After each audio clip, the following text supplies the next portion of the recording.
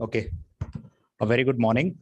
So thank you for all that you all are here to attend this session from idea generation to publication. We have two experts. I won't be talking about them right now because research is something which I think Dr. Saurav Kulshrestha can explain a little bit about it. And recently the NRF rankings, they came and we was in the top 100 university. So big congratulations to all of us, right?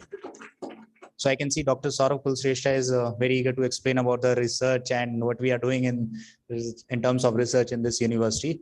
And then I will invite the experts. And I'm pretty sure this session is going to be very useful because we will have views from two countries, one from India and one from Poland. Okay, what's their views about the research and how to develop that content and go about the publication. So over to you, Saurabh sir.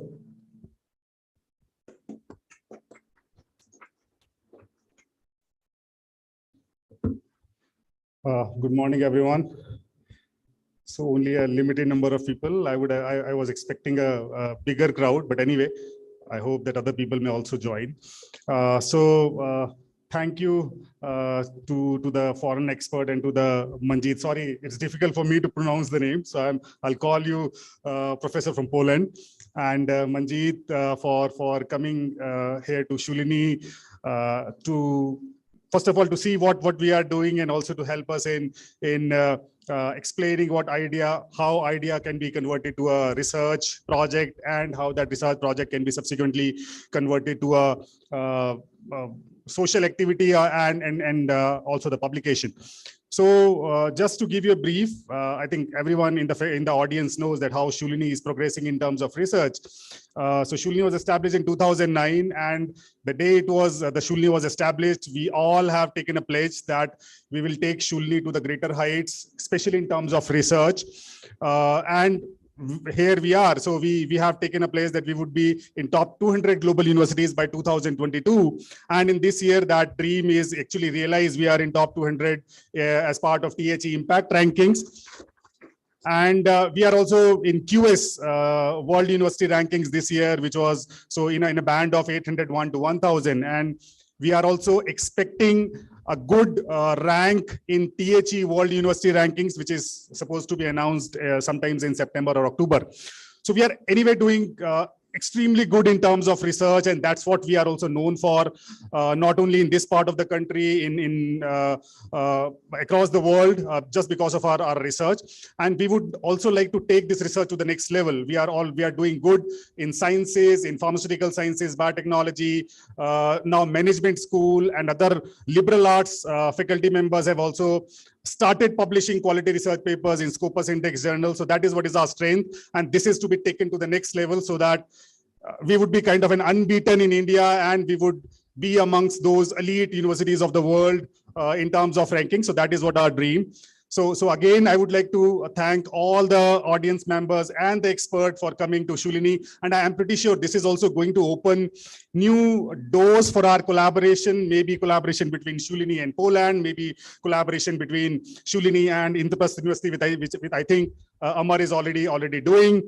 So please do interact with the experts today and try to see if there are synergies between your research and the research of these experts, so that we can also talk about how research collaborations can be done, maybe India-Poland collaborations, and we can run multiple projects as part of that foreign collaboration also. So thank you again. Thank you for attending this session. And now over to Amar for formal introduction to the guest and the talk. Thank you.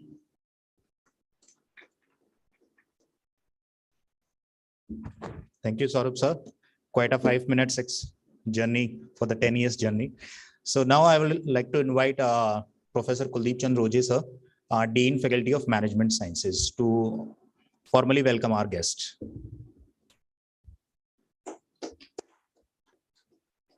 Thank you, Dr. Rao. Good morning, everyone. We are extremely delighted to have Professor Ella and Dr. Mandeep to the campus today. Research is a journey in itself. And in this journey, I think a lot of times we all are at the crossroads. You don't even know whether you're going to the right direction. And there are different hurdles, and these hurdles are unique to each individual. And I think that's where interactions with intellectual people like Professor Ella and Dr. Mandeep is going to help us and take us in a long way. We have our own goals, we have our own journeys. But I think not only the new ones, or as people say, the newbies in the research, but even people like us, we need hand-holding, we need collaborations, we need to understand the latest aspects in the research. And we also need to meet more and more people so that our world increases. I think that's the purpose with which Dr. Rao has organized this particular seminar today. I remember Dr. Rao sent me a short WhatsApp message and he says, sir, this is an opportunity. Professor Ella is here in India. And is it possible that we can leverage her expertise and she can talk to our research scholars and even the faculty here in Chennai University? Well, I think, Dr. Rao, if you remember, we didn't even took 3 seconds and we said, yes, let's do it. And that's where he collaborated with Dr. Saurav. Dr. Saurav was again very delighted and excited to organize this particular thing. And this is the time wherein Professor Ella is here, and of course, all of us eager to understand and learn new things. Dr. Saurav was already said, Dr. Khosla has led us a long way, and he has set a very different goalposts. Yesterday, I was going through his profiles to Serve with Love, the book, because we were working on something. And you see, he has his own achievements. He's a dreamer. And while I was talking, listening, and maybe, of course, reading about it, I realized if a small tinge of Dr. Khosla comes into each one of our lives, I think we can do wonders. That is the legacy that he has left to us. And I think that's the responsibility that we all have. We have been working very, very hard to lead us in research. The rankings are there. Dr. Saurav talked about it, the QS, the Times, the INRF. But they say success is a journey, it's not a destination. And I think the main emanation along with which we are going to win this war is broadly research. And that's again, Professor Ella, your intervention and your visit to the campus is extremely, extremely important for us. We have a very, very big goal. We are in top 200 universities now, but our leaders say, why to be in top 200? Why not to be in top 25? And that's the next journey that we want to do. So once again, a formal welcome on behalf of everybody at Chennai University. And we hope to see you time and again in the future. It's just the starting off and beginning of a big relationship. And I'm sure Paul and India, your university and Shulani, you and individual researchers and teachers, we can collaborate and we can win this war together. Welcome once again and welcome each one of you. Thank you, Dr. Rao.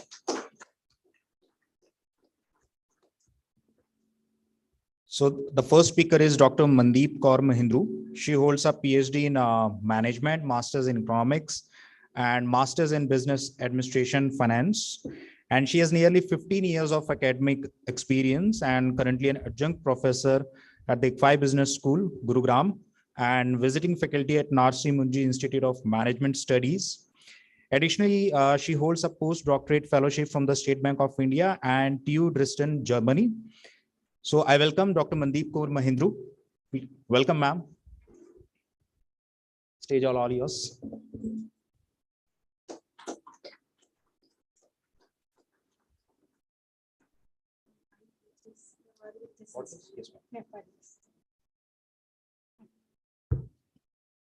Thank you, Amar sir. Thank you, Saurav sir, and thank you, Dean sir.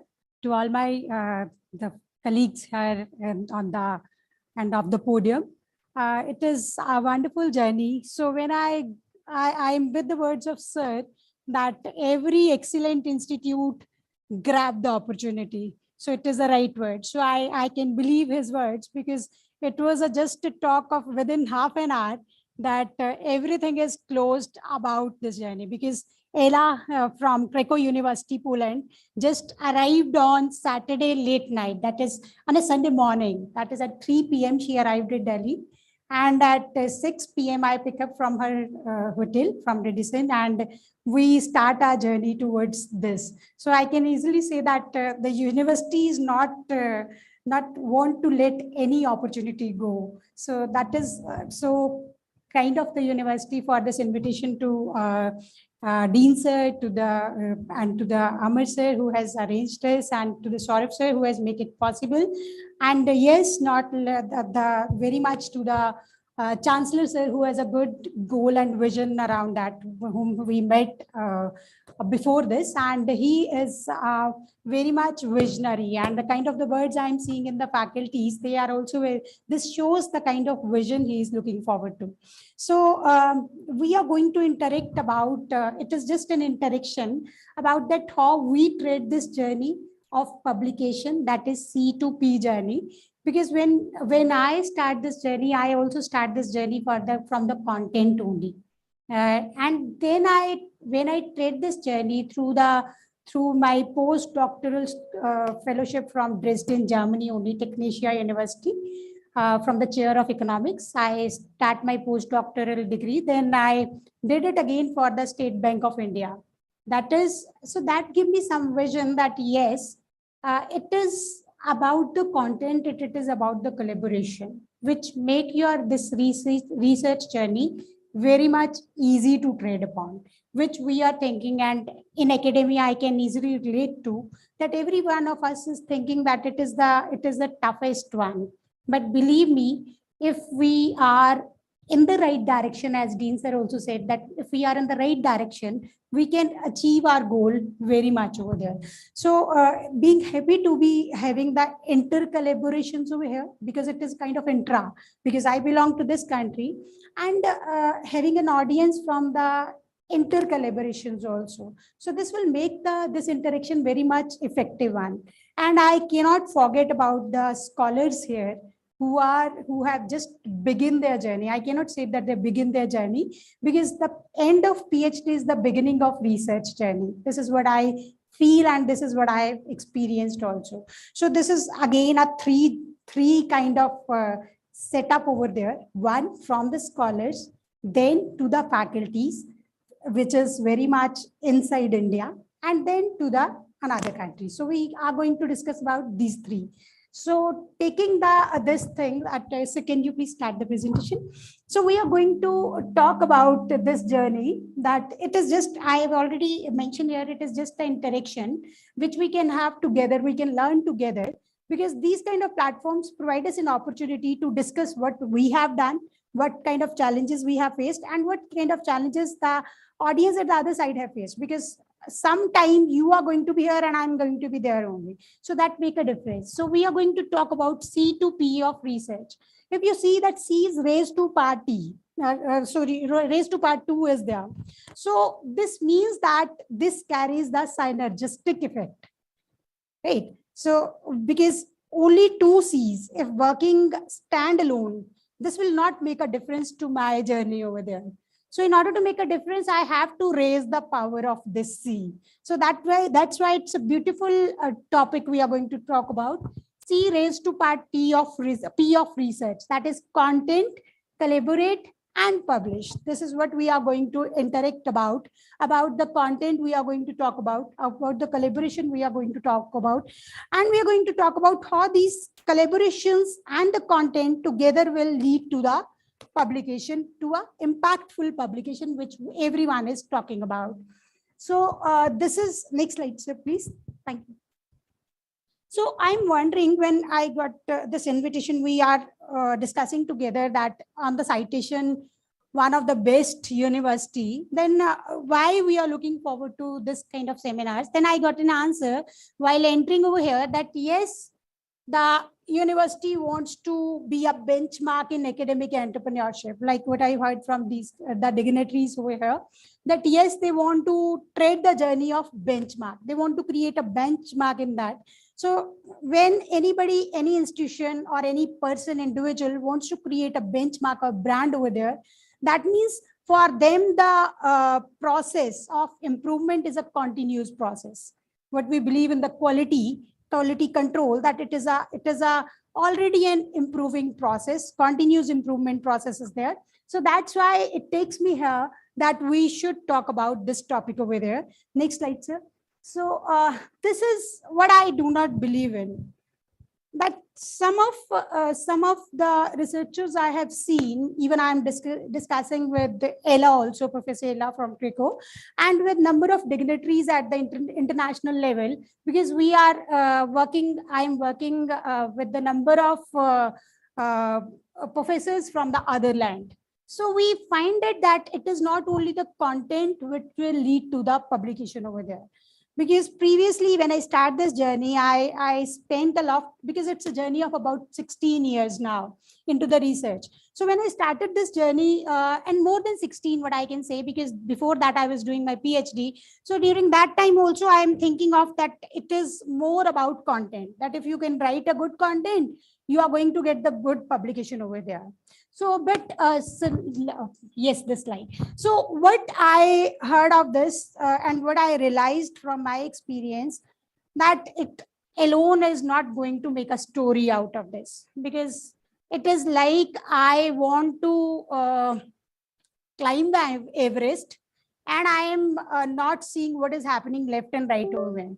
So this is not a good kind of strategy over there if we are moving, and this applies to everything over there, because the success journey is not a journey of alone over there. So content for me, thank you so much. So content to me is not a only, it is a myth that good content can lead to the good publication over here. So for me, it is a myth. Then I searched something about this also, that is that during this journey only, I come across that I go into the collaborations. So I want to collaborate there only, and number of good collaborations I have seen throughout my this 16 years of journey, number of collaborations happening over there, but not proved to be a fruitful collaborations, be a fertile collaborations. Why I'm saying fertile collaborations? Because if I'm putting up, if somebody else is putting up his energy, they also want me to put up my energy. So that make a difference to them. If I am not ready to pick up the speed at which the country is progressing and which the economies are progressing, I'm not able to match them. So that make me believe that it is only the collaboration lead to publication is also a myth. So all together, both of them are not working in a right manner. So what I move to this decision. This is my hypothesis again, from my experience, that it is content plus collaboration which is going to lead to the good publication. You need not worry about good publication, because I always, from this economics background, ma'am can easily relate to, that we always want to find out the relationship, the cause and effect relationship over there. So I worked throughout my journey on this, that who is the dependent, who is the independent one. So I found it that the content and collaboration is one where I have to work on, and publication is something which will naturally coming out of this.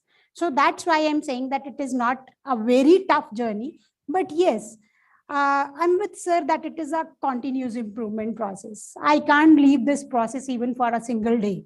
I can't say that I do not have done any work, even if we are interacting. So Amar sir is one of the co-authors in our team also, so which we are doing the research. So we are somewhere deliberating on something.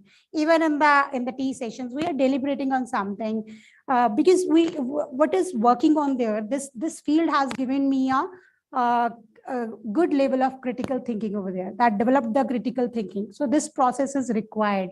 So content plus collaboration leads to impactful publication. This is what it leads to. It gives a direction over there. That's why I have commented. Now why I'm saying this, that content plus collaboration, because if it is a journey of collaboration, I can collaborate with any of the editors over there and get my work published over there. It is very easy. But I said, no, this will not happen over there. And as far as the content is there, I cannot say.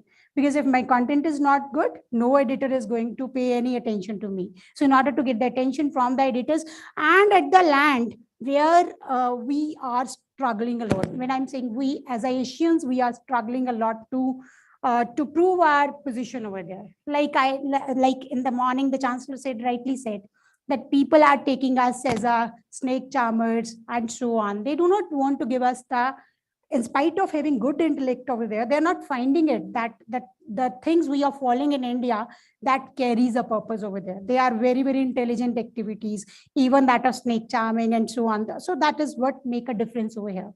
This is a data from WS that I have brought it here. And being an editor to the journals and being in the editorial board of number of journals over impactful journals over there, this is again I am vouching for that. Yes, this is happening. Editor-in-chief or managing editor rejects the 60% of our papers over there. So whenever the editorial meeting happened over there for the editors, they always come up with this idea that I'm just sharing with you the Elsevier's meeting.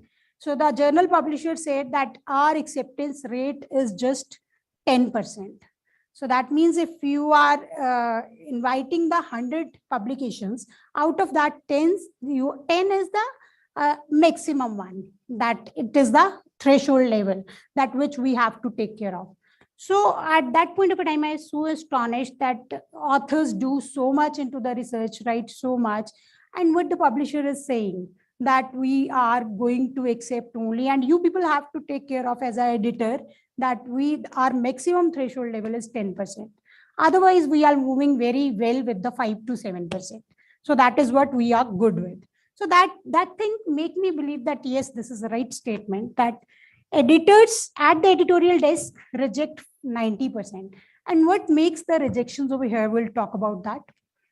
Then when the things passes on to associate editor level, he is going to reject the comes out to be 50%. The rejection rate comes out to be 50% out of the 10%.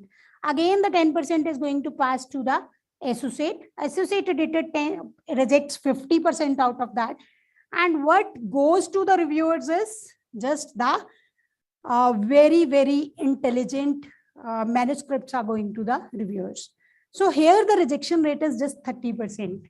Why I'm saying 30%? Because all the activities have been done from this level.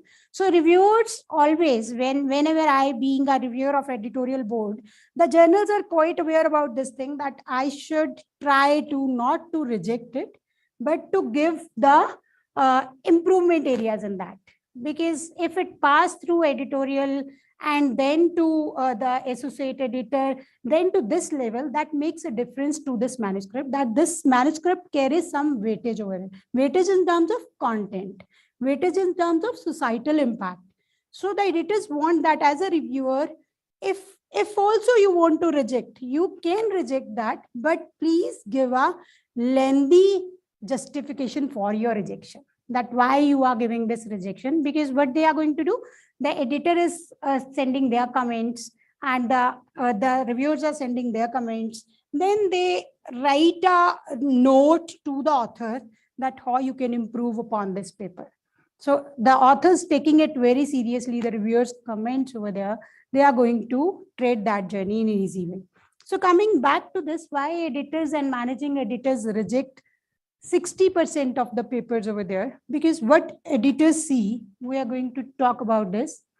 Now the question arises, how I'll clear these channels, because once I reach this channel, that is a reviewer channel, the journey is quite good for me. Why it is good for me? Because if not acceptance, because 30% to wahan bhi hai rejection, if not acceptance, then I'm going to get a good review. So I'm always waiting for them, putting my paper over there, that if reviewer is going to write a lengthy letter to me, that letter is going to make a difference to my life. Because I'm coming to know about that how experts are seeing my paper. So that brings a incremental improvement to my project over there. This has happened. About number of rejections is something we are very much now attuned to. So when we send the paper, we must be looking ahead that if it get rejected, please ye editorial se nikal jaye to achhi comments aa jayenge. So that is what we are waiting for, even if rejected over there. So now why editor-in-chief or managing editor reject 60% of the content over there? Even at the first reason for that is that they are not finding the language to be good.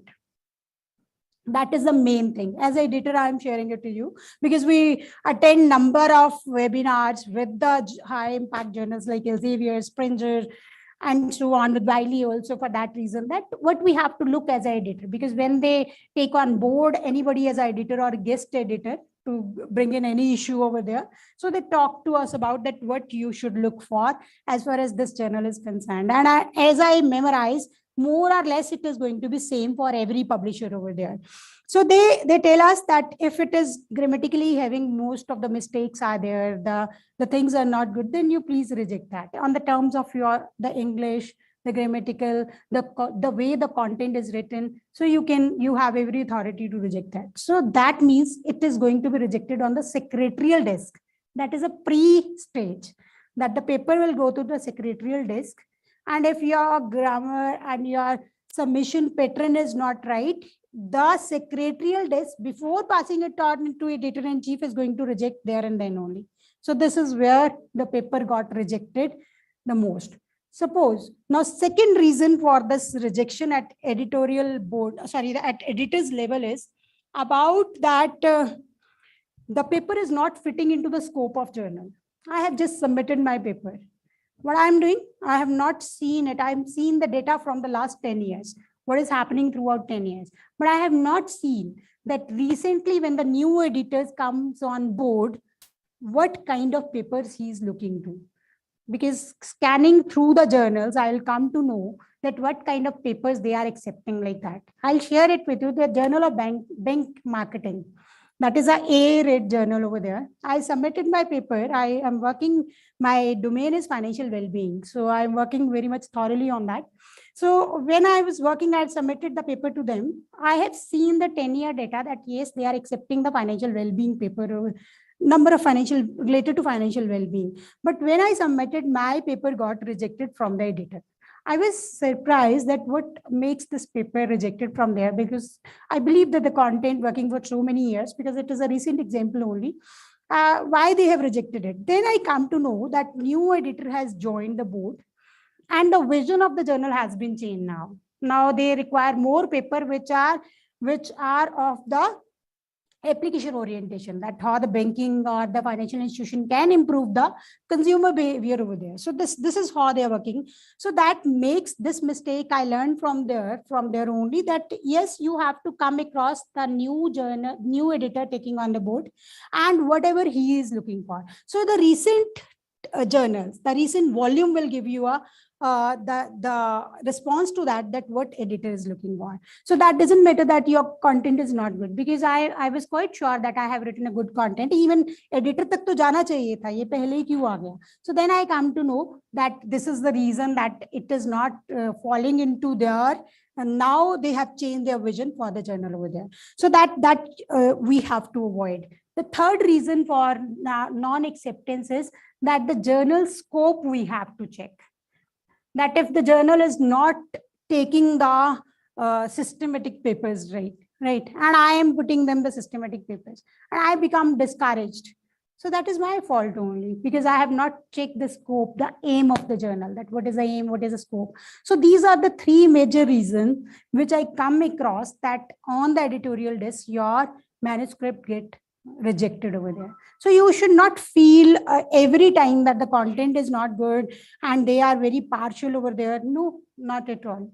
They are looking forward to these things. As an editor, they are very responsible one, and they know their responsibility, that yes, they are also running, क्योंकि उनको भी अपना journal का impact factor बढ़ाना है. वो कब बढ़ेगा? जब अच्छी manuscripts उनके पास आएंगी. So that is why they are there to see this, that all the things are met. And if the editor is happy with these things, that all these are met, then only he will give a glance to this content. Then, because for an editor, I can easily understand, and they are working with the institutions also, with the universities also, and they have just their free time, that is on Sundays only. And if you see the number of submissions, it is about, even I'm talking about Journal of Consumer Behavior, and it is July only. So they have received about 4,000 manuscript at this time only. So see, glancing through the 4,000 manuscripts because it is a continuous process. So they can only spend their Sundays, what I am aware about. On the foreign land, Ella is also with me, that they are not very much working on Saturdays and Sundays. So they can only give a glance to this activity, that as an editor, they set up a time schedule out of that they have to give a glance to the manuscript. So they come across the manuscript, that what is there. So they just spend on an average, this is again out of research, talking to number of editors over there, not more than 10 minutes, maximum 10 minutes they are spending on any manuscript. I'm talking about editors. So from their time, 10 minutes on an average, they are just giving 5 minutes to every manuscript. So what catches their eye out of that 5 minutes? मुझे क्या करना है उस page से सबसे ज्यादा rejection rate है. So I have to lower down the rejection rate there. What takes me there? I have talked about 3 things which you people have to take care of. Other than that, what I have to take care of this, I'll talk about content later on. I'm talking from the preview of editor, title of the study. The editor is going to see the title of the study. Title of the study must be very much impressive in terms of whatever work I have done in that manuscript, that must be reflected in that title over there, right? Because if the title, editor is going to see the title, that it is a workable one or not workable. Because within seconds, he rejects the manuscript if we see that the title is not good one, because the title is not clear. So his job over there only, because I have already shared with you number of manuscript and he has to glance through. So he reject there, and nobody can question the editor. One thing must be very clear. Nobody can challenge the decision of editor at all. Editor-in-chief I am talking about. Nobody can challenge that. So once it is rejected, then means rejected. So you have to make your title, which is very much crisp and which is very much talk about your research only. If that title catches the attention, then he move ahead. What else he is expecting? Covering letter. Yes, we always forget about writing a covering letter. This is what I felt in India, that as an Indian researcher, I am not bothering about cover letter. So my editor-in-chief is just seeing the cover letter. And what that cover letter should look like. That is something like that will talk about my research. And I'm going to cite the journal research also into that covering letter. Are you understand getting me? That then the editor come to know that yes, she is aware about my journal. If I'm mentioning their research into that, he is very sure that she has gone through the journal. That is why she is aware about the aim and scope, what I have talked about. That rejection on that basis, that rate I am just suppressing because of this activity. I'm talking about what kind of research your journal is accepting nowadays, what kind of research you are into that. So I congratulate the editor-in-chief for the kind of research they are carrying forward. And I'll also mention some of the few notable contributions, not only of the journal, but of the editor also, that you are into this work area, I am aware of. So that make a difference to my manuscript. So half of the battle I say I won here, क्योंकि ये desk से निकालना, क्या बोला था मैंने आपको, 10% भी rate नहीं है. So ये desk से तो निकल जाएगा if your cover letter is quite the impressive one. Other than that, I should talk about my work. That what I am looking forward to in this work. Taking care of that what journal is looking forward to. Suppose the journal is very much pro to SDG goals. So I'll mention in my cover letter that my paper is addressing to this SDG goal. So he'll come to know about what I'm doing. I am making the job of the editor very easy over there.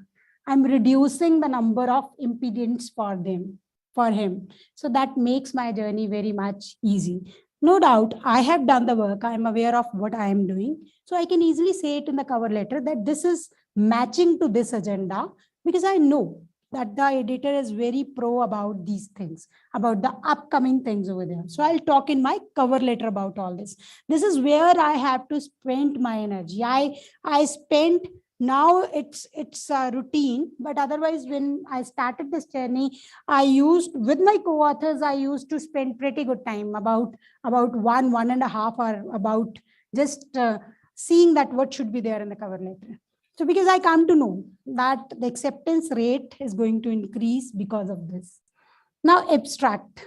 Again, after this, the editor is going to see your abstract. So that abstract now must talk about my study, and the motivation must be to read over there. How come the motivation come in the abstract? If I'm thorough about my research, that what I have done, how it is going to help the business over there or the policy over there, I'm not talking any nonsense in that abstract at all.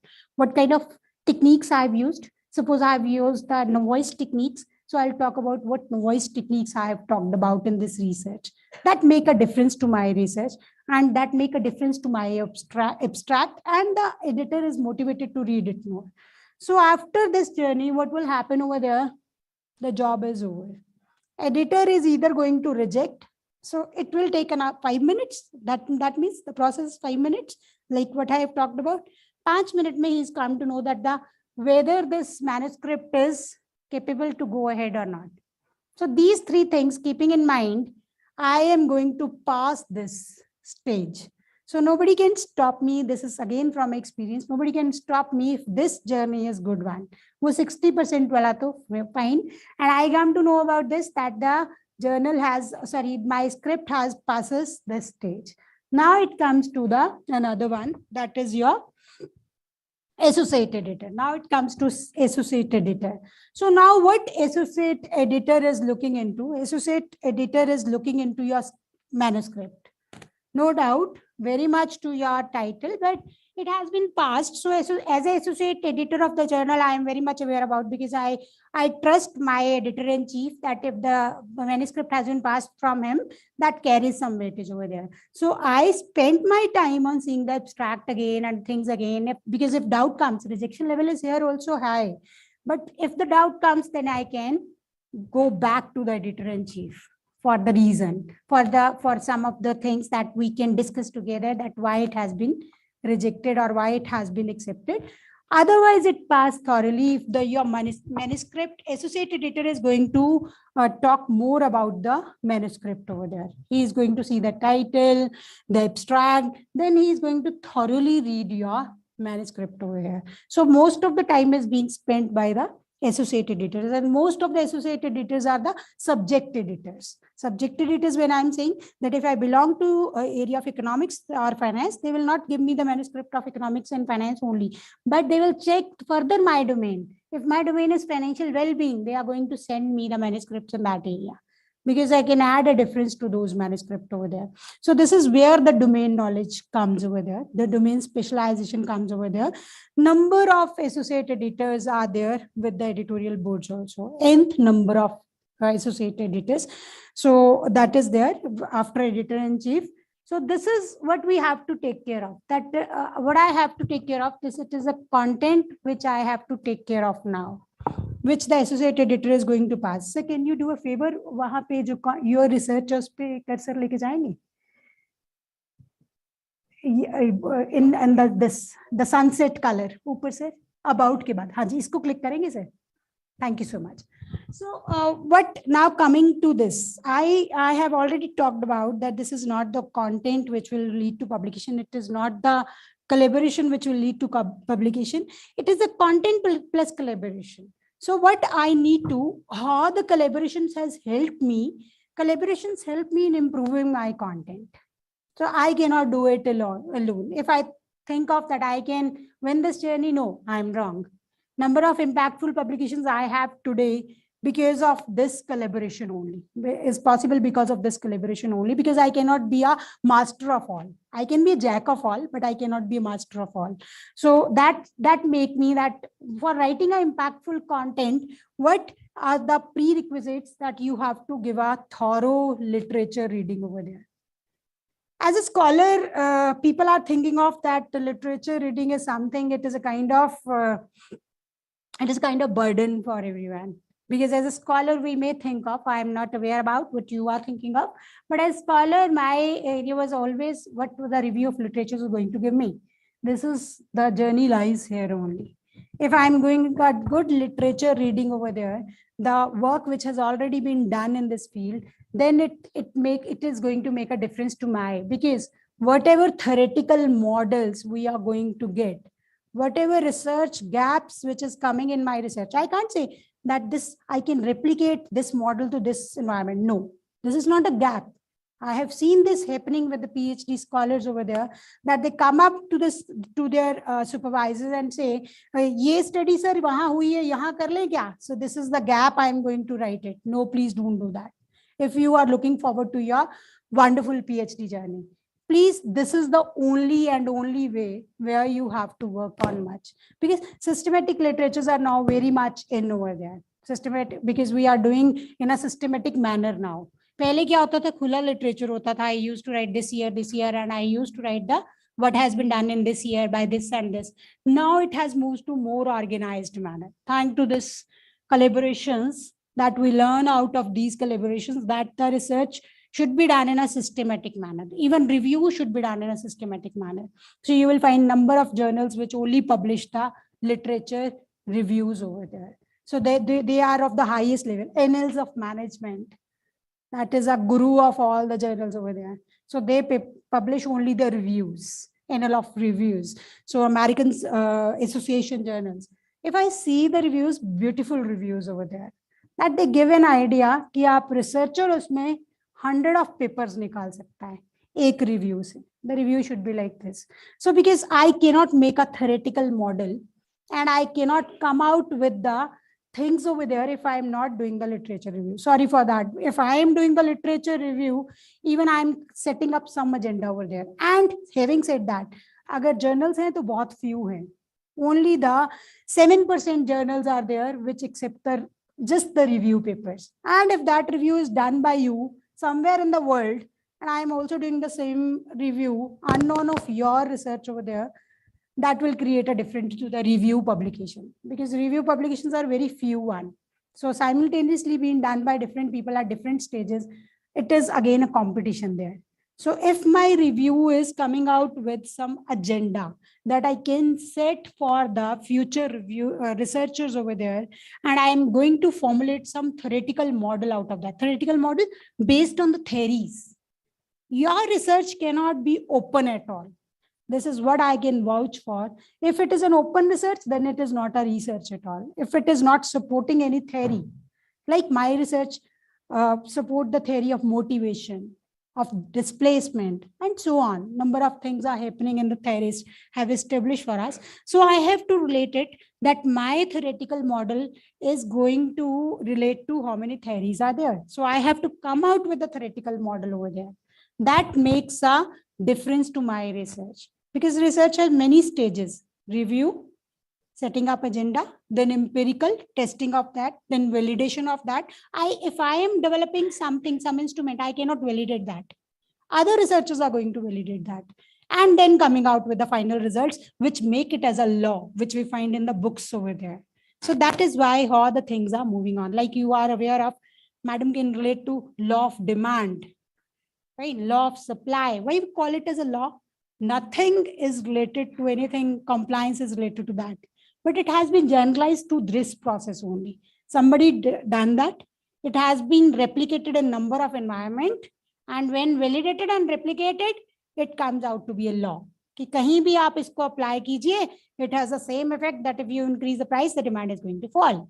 So that is why it becomes a law, because इसका जो validation rate is quite high and acceptance rate is quite high over there. So your research should be like this, that if I'm going to replicate it, that is what validation and replication means. If I'm going to replicate in my environment, it should produce the same results with the least error. That is what we call about the confidence of intervals over there. So this is what make your literature. Don't put in your maximum time as a PhD scholar in this area only. And as a researcher also, we start our every topic with a systematic review. This is what you can see in my profile also, that whenever we are shifting to empirical one, before that we always do the systematic review, because we want to see what is the agenda so that we can tow further over there. And towing it further, believe me, that's not at all tough. And establishing it there and coming out of that is quite a tough process over there. A lot of energy happens over there. Originality. So that is also very important. My content should be original one. I'm putting in the content, not giving references at all. So I'm just mentioning here one of the tool, cross-ref similarity check. When your paper goes over there, they are going to check, the journals are going to check like this. They are going to put it over there, and they come to know about that there is a similarity over in the paper, and they call that paper as a plagiarized. You might be aware of number of papers retract even after publication over there, because somebody is going to do this. And journals are quite aware about this, because the impact of journal, the reputation of journal depends on this also, right? So adding key article components, I am going to talk about what is novelty of my article, how it is going to be noise. I cannot say that I'm going to do this study in Shulli University. This is something noise. No, sir.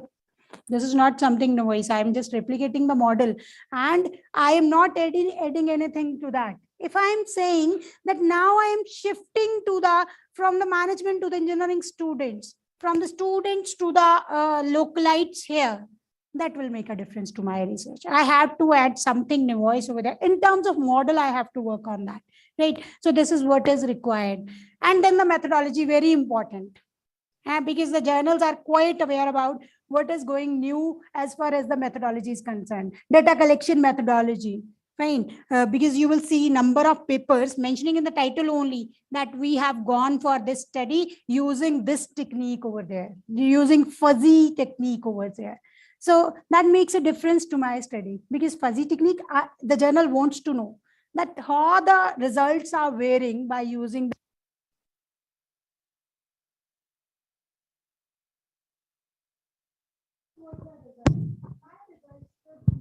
very specific. They are to the point only. If I'm not giving the results to the point, then that means it will not create a difference. Results are that I found that if you do this kind of a technique in Shulli University, you are going to get the results over there. But if you are going to do it with the students in another university, they are not going to give any results. So I'm very sure about my results, because my research has shown this, that this thing happening in this university will give the results, happening in another will not give the same results. So the results are very specific one. And in the conclusion, I have to conclude it. And in the discussion also, we write the discussion here also. In the discussion, we support number of theories and number of notable researches which has been done. Suppose I'm saying that the financial well-being will increase the saving behavior, will improve the saving behavior. Now, somebody has done already this study that this improved the saving behavior. So I'm going to mention that. It is in contrast to this. Then again, I have to mention the author whom I am in contrast to. But this is very risky one, because if I'm saying in contrast to, and your reviewer is going to be this person only. Because if you know that the reviewers are most of the notable authors only in that domain. So I am very much sure that if something is going to him as an author, as a reviewer, he is going to see it that how my study is not managing with this only. How is it contrast? So you have to take care of this. And respect previous publication. This is already we have talked about. How come? Justified estimation of your contribution. So you have to justify that how the contribution is estimated over there. And then the consistency. You have to be consistent while writing a paper. No doubt, results cannot be having a hype and methodology very low. You cannot do that. It must be consistent one. And correct referencing is what we can do. Appreciate editor and reviewers comment. Always give write a nice mail whenever they are giving a comment to you, and whenever it is happening, that how it is going to create a difference, how it creates a difference to your research over there. I do that. I always give a comment back to the editor. Either they have rejected, then also I'm giving a nice comments to them that yes, because of you, my research has been improved. I'm getting an opportunity to improve the research, which is going to be good for the society and policymakers, because it's a journey again. So that is what is required. Sir, how much time? No, because I have to take care of the time also. Thank you. So now comes this. So can you click this reviewers comment now? Thank you so much, sir. Yeah. So this is what we have talked about, that the content should be like this. Now I have worked all alone on the content in a wonderful manner. It is not going to give me a publication at all, because I have to establish what? I have to establish my brand, that yes, I am a good writer also. So how come I establish my brand? I cannot promote my brand without collaboration. So this takes me to the Another, this avoiding the rejection, that is using collaboration to clear this channel of not rejection, but of acceptance, right? So what is there? I have to build my brand over here. Fine. So because I am deliberating upon that how your content can lead to, how your collaboration can lead to the good content over there. So how the collaboration is going to build that? First, I have to build my brand. No, people are aware of me in the market, not because of my content that yes, I can write a good content. I haven't been published in the highly impact factor journals till this journey, till now. But in order to be published in the impactful journals, I have to tread the path of collaboration. Then how can I say and then establish my brand? I'm writing a mails to them that please have a look on this. This is the idea I am having, and this is how this idea is coming up. I need your help. So he is very much straight. What kind of help, madam, you need? Do you want me to write? I am an impactful author. How can I write for you? So this is something I am not going to do. Establishing my brand, building my brand means I am first doing the good work. I'm aware of what I'm doing. I'm aware of idea I'm conceiving upon. Then I am going to that collaborative. This is what I mean to say. And that collaboration may happen in terms of conferences, a wonderful platform for networking. So gala dinners, please don't miss that. If you attend the conferences over there, don't miss the gala dinners over there, because that is only where you can network over there. Maybe this happens with you that they are not going to pay the attention because obviously the notable authors are there. Then you have to chat with them, for converse with them. That is what you have to be extrovert also. You have to use that technique. And you always talk a sense. When can I talk a sense? For a minute. I'm just getting his minute of his only. He's a notable editor. So he don't have a time for me. So I'll talk a sense. When I talk a sense, he start listening to me for length of time also. So that is what building of brand means. First, I have to build a brand through content only. Then I'm going to say my content about that. And how can I build my brand? So please take me to this emerging areas. Yeah, thank you, sir. So this is what I have, I think that will make a brand. I'm working on the unconventional areas always. Like I see now the areas are climate problems, right? Environmental problems, the indigenous voices regarding the health, well-being. I heard a lot about this. About the gender issues, I heard a lot. About the inclusivity, I heard a lot. About diversity, I heard a lot.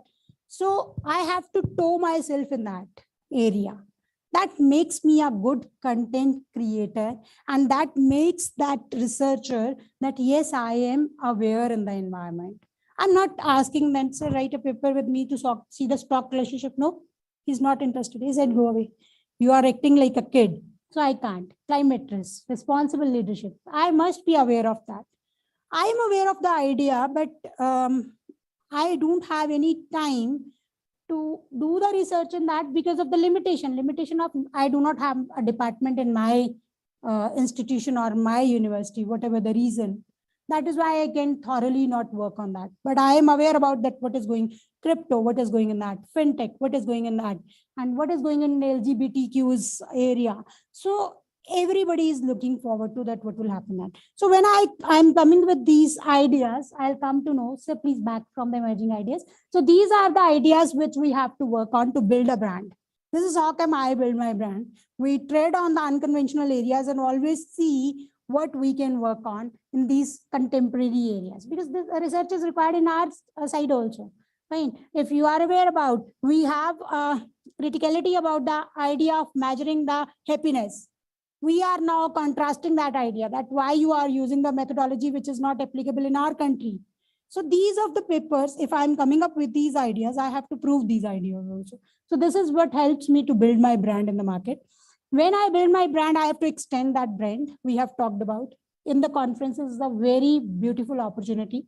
In the seminars and in the otherwise, we have now the social media very much okay over there. It is a blessing in disguise that upfront risk was given by this COVID, and we have captured that. And we can expand our brand through that only, through LinkedIn, and sites. Like if you people are maintaining your LinkedIn account by talking about the contemporary issues, that will bring you into the eyes of that. And it will just take your 10 minutes of your day to update about the current issues, like RBI working on the interest rate and Fed working on the interest rate. How come it brings a difference? Fine. So I'm updating on that. So people will come to know that, yes, I am aware about the environment also. That will help me in creating just a brand of theirs. Right. So then impact creation through these. This is one of the site, elmetric.com. Sir, if you can take me there. This site, this maintains the by Elsevier, which shows your citation. This shows your brand. How many citation impact, Mendeley readers, and so on. This will tell you all about that. If you have an account on this, you will come to know about your research journey, that how impactful it is. So please back to that. Thank you so much, sir. So this is, and this is also giving me the financial economies, this collaboration. Right? So this is also giving me financial economy, because my university can't afford so much of funding. So much of funding lies in the advanced countries. So they will not bother giving the funds and having exchange programs, like Ella is here under the exchange program only. So they will not bother to spend the funds if they see that, yes, the content is good, the idea is good, so we can work upon. So these kind of fundings, I'm getting the funding from this university. Suppose I'm getting, and I want to have 3 funds in a year. So I can get the funding here, 1, and I tell my collaborator to get another funding, 2, for the publication, 3rd collaborator. And this is how we are working. This is how really we are working over there, that we can have the number of publication, brandful publications, impact one, and with the funding also. So the financial economies also. So we attend the conferences under these heads only. I can't always demand from a university that they can give once in a year, or not even once in a twice. So that is there. I have to accept that my country's economic position. So I can't ask for more. Then I look forward to advanced countries for this also. So this gives me a financial economies also. This is how I'm going to clear that. So this is a successful collaborations which is required. You have to be very much patient. You have to be trustful. I'm not going to go away with my content. मुझे ये content share नहीं करना है. Just this will give you an idea, but I'm sharing my experience. If I think like that, I'm not going to share my content with anyone to see that. I'm very much possessive and obsessive about my content. That will not create a difference to my research. मुझे trust करना पड़ेगा, content share करना पड़ेगा, और wait करना पड़ेगा that I have to respect the engagements of other authors also, my co-authors also. This is what we are doing, that we always appreciate their engagement also. Yes, we are in a sense that we have to complete the deadlines, which must be respected over there, because we are Indians are known for always being late in everything. So if the manuscript comes to me, I keep the manuscript with me for 2 months and think of it as a systematic literature review. Somebody else has done that and won the game. And if I send that, this happened with me with one of my paper in tourism. So I did that at the time of tourism, about the ecotourism. So when I send that paper, what happens at last? That I am not able to meet the deadlines, because every author, co-author has engagements, including me. So we left that train over there. And since today, it's been 3 years, it has not been published because of that only, missing the deadline over there, meeting the commitments over there. So this you have to take care about, that in a day you should spend 10-15 or not 10-15 minutes, sorry for that, for 1 hour into the research. That will improve your teaching also. I have felt in my teaching that it has improved my teaching a lot. Fine, my student cannot ask more than that. This is what I am very much sure about. They cannot ask more than that. If they ask, it give me another, yes, you have to see it again. So this is what research has given me. So you have to be very much careful about preparation, the process, the challenges you have to take care of. And I have this from one of this wonderful paper about the collaborations. You can also relate to this paper, that is of this Dali and Milan. This is one of the notable papers for collaboration.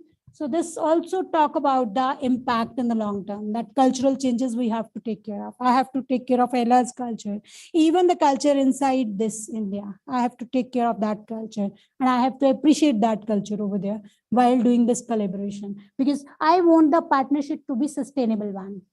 It is also a market which is a kind of monopoly market over there, this market of publications. So that I have to take care of this. If all this done over there, then I will achieve this, the journey of this. I'll just show you in a minute that how I've achieved. So first paper, this is one of my paper in QROM. This is there. So if you can zoom it, this work I have done alone, all alone. So spending a lot of my energy into that, because I want to create my brand through this work only. This is what my objective was, to create my brand in the area of financial well-being. So I written this paper all alone when I was at State Bank Institute of Leadership. Sir, if you can scroll it, quickly. So you can see the kind of research I have done in this paper. So very fast, sir. I just want to give a glance to it. Yeah, so this is the model I have come up with. So please, organization framework, number of researches you are seeing, how much review of literature, because it's a review paper. So another style of doing the review. So this is how I have come up with the number of papers and so on. Now, once it happened, then this is conclusion. Thank you, sir. Another paper, please. So then I collaborate on the basis of this brand and come out with this paper, which is, and see the title, is it all about money, honey? And I accept here that the collaboration has improved this title, the content. See the first title and see the second. Both the papers are same. Both the papers relate to one area, that is systematic review only. But see the kind of systematic review because of this collaboration only. So now the work moves like this. We have done the conceptualizations, this Prisma technique we have applied. Then we have moved to this bibliography, create the research, bibliography, then citation analysis. Yes, thank you, sir. So how the citations are helping. So this is regarding research objectives. This is the core networking techniques. And this is what, sir, please, for this is the conceptual model. This leads to conceptual model. That what is our agenda over there. So this we have created, that what is more important in case of financial well-being, sit down, basic themes, motor themes, then the conceptual structure map, then the measures used, and then the findings. What are the findings in the literature? Then a last, sir, please, if you can take me back on this only. Yeah, this here only. So then I have come with the agendas. We have together come with the agenda that examining individuals' financial well-being in the society and so on. Then down, sir. So this is the one model we have come up with, that what is the theoretical model of this? What are the dimensions which come out of this literature review over there? This lead to this. This is again from the studies, the previous studies. This leads to this. This leads to this, and this all together leads to the financial well-being. If they are at place, and we have called upon the researchers that you can take any of the domain and do the research on that, validate this on that. So this is how we have come across this journey. And after that, the paper comes out of, every field is there. You can see this. So we have talked, and this is not again possible without collaboration at all. Not without a collaboration, I accept on this stage. And this leads to a development of scale further, because I have developed a scale on the basis of that. And we have developed to measure the financial well-being, and it is first of its kind in social South Asian economies. This activity is not possible without this activity. So that is why I'm saying that spend your time, and this is how the collaborations are going to improve your content report. So this is what I have to say and what I have to share with you, my research journey, a part of my research journey, that how I had tread till this state over there. So thank you so much. We'll get back to the questions, sir, afterwards, once, ma'am. Is it okay? Yes, sir. Case question, sir. Yeah, sir. That whatever that is, right? Yeah. Yes. Any questions till that time? anything which comes to your mind that, yes, I am also amongst you from this side that started my journey from Chandigarh and now in Delhi. So this is how we have tread upon, this is how we have seen the cross-cultural and cross collaborations are there. And now it is, I cannot say that it is a cakewalk, but having the collaborations is a cakewalk now, because we have already created a brand and we approach on the basis of this content and people are coming. This is not only the one paper, number of papers are there in other fields. So that makes a difference to our research, and that makes a difference to my teaching also and to my corporate consultancy also. Because on the basis of this, I have developed the aspiration, not only this complete study, I have developed an aspirational course for SBI on the terms of which they are giving a training to their employee to improve the financial well-being of their customers over there, that what kind of products they can serve and how they are going to talk about that. So this study takes me to this consultancy over there, which still is going on. That's why I'm working as adjunct faculty with the institute. I'm very much with before my this journey with. So that's how this journey continues. So anything you want? Yeah. Yes, sir, please. Thank you.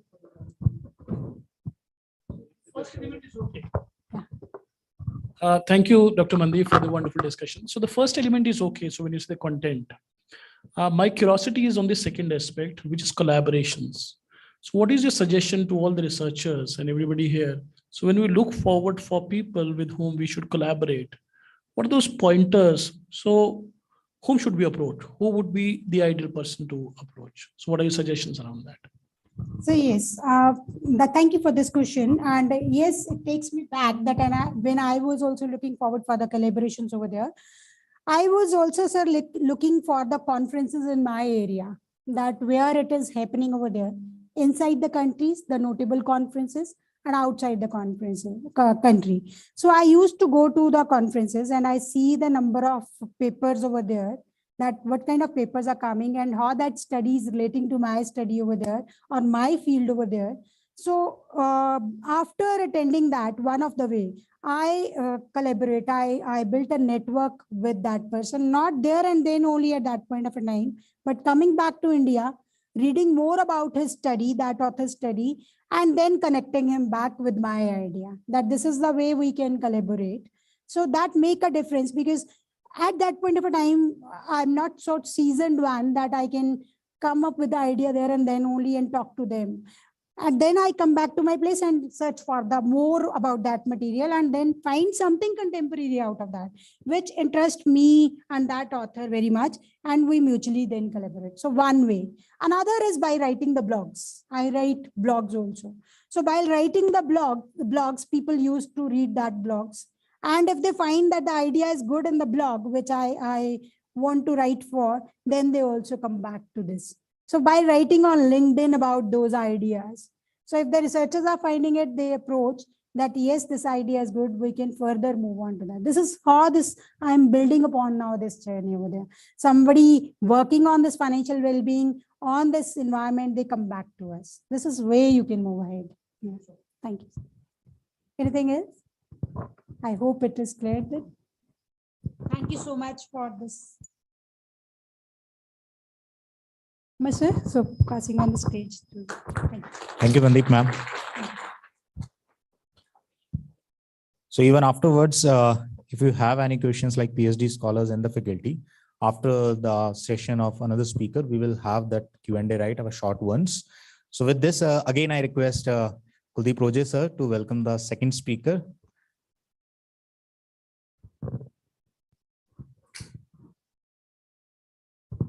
So Professor Ella, thank you so much once again for being here with us today. It's been a long journey for you. Over to you, and we look forward for listening to you, please.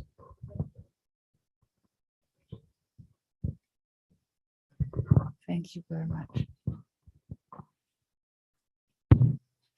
Thank you very much for invitation. I'm very happy to be here on this journey and to visit India. That's my very first time when I am here.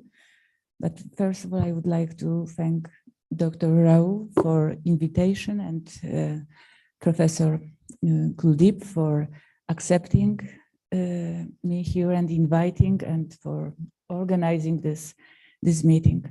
And that's my, as I said, first time in India. And I have to admit that I am on the highest level ever in my life right now. So that's a really exceptional day. And also, I really do appreciate this invitation because you are very good university, very high ranked. So that's a great honor for me to speak.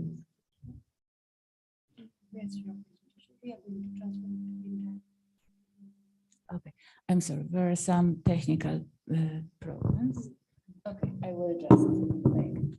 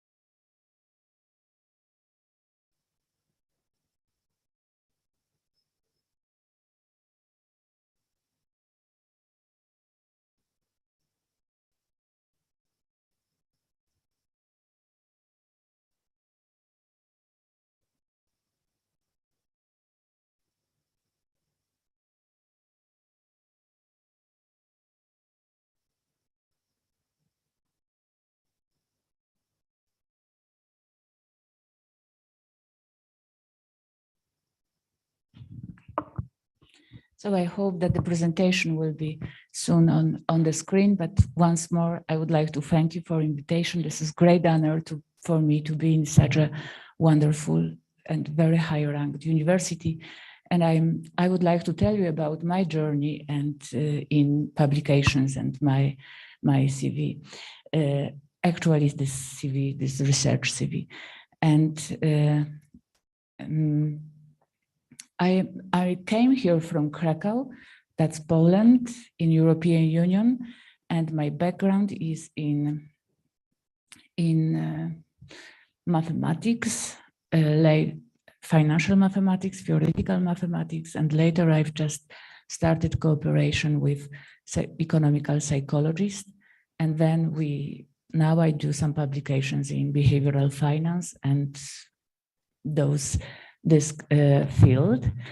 And I'm working in the, as I said, Krakow University of Economics in Poland. I work in the Department of Risk Management, and I'm also director of the Institute of Finance.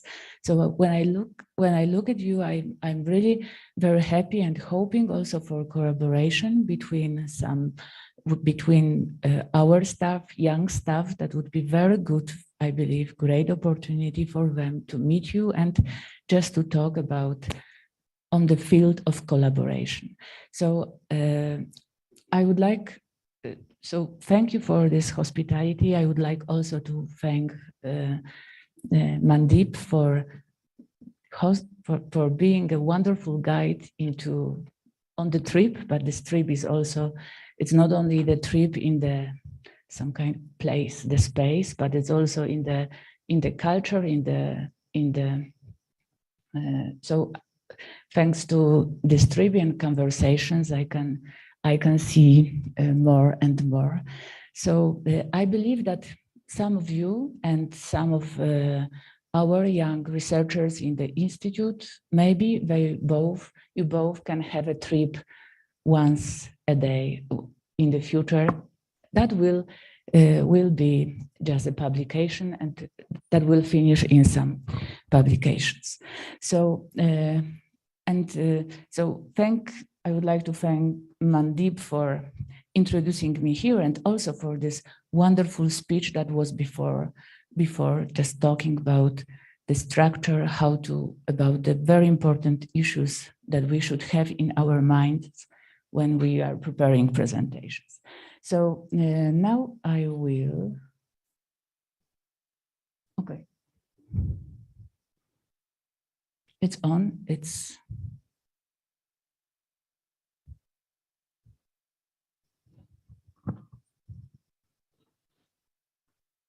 So as I said, I'm coming from Krakow. That's the main market square. We've got one of the biggest market squares in Europe. That's the German style of architecture. Here it's our shopping hall. That's the old style shopping mall. And then that's the Krakow. And thank you. Here it's our university, the main building that was the university was established in 1925, so we were almost 100 years old. This old building was founded by the noble family that before it was orphan house, but later, because we are after communist country, so during the communist country, this building was given to the university, and the campus is really in the center of the city. So that's the campus. Here you can see this main building. Here it's the newest one. That's the Institute of Finance. And that's all our buildings. So that's the Institute of Finance. We've got something like 15,000 of students. And our university is one of the biggest economic school in Poland. And it's high ranked. Here it's the Latin motto, rerum cognoscere casus et volarem. It means trying to get to know the reasons, causes of the things. So we are trying to get to know. So the university was established in 1925, and we've got over 15,000 of students. We've got 3 schools. I work, as I said, in the School of Economics, Finance and Law, and that's the home where I have come from. Here I am because Professor Gagan Sharma came to Poland within the Erasmus program. And then we started to talk, and I am here on that as a result of that discussions. So this is one of the ways of getting to the fruitful collaboration, because I am here. That's the fruit of those discussions and collaborations, hoping that we will collaborate in the future on some research. So now I will tell. So as I said, you are invited to Institute of Finance if you would like to get to know our staff, our people, on the basis of collaborations. And I know that it will be how this trip is so fruitful for me, and concerning my own views and of the world. The same can be on the collaborations between people from different culture, because immediately you can get additional dimension to compare, and maybe you can see your own world by another eyes, and that can be really very good points that you could not ever see if you would only work by yourself. So that's really very good opportunity.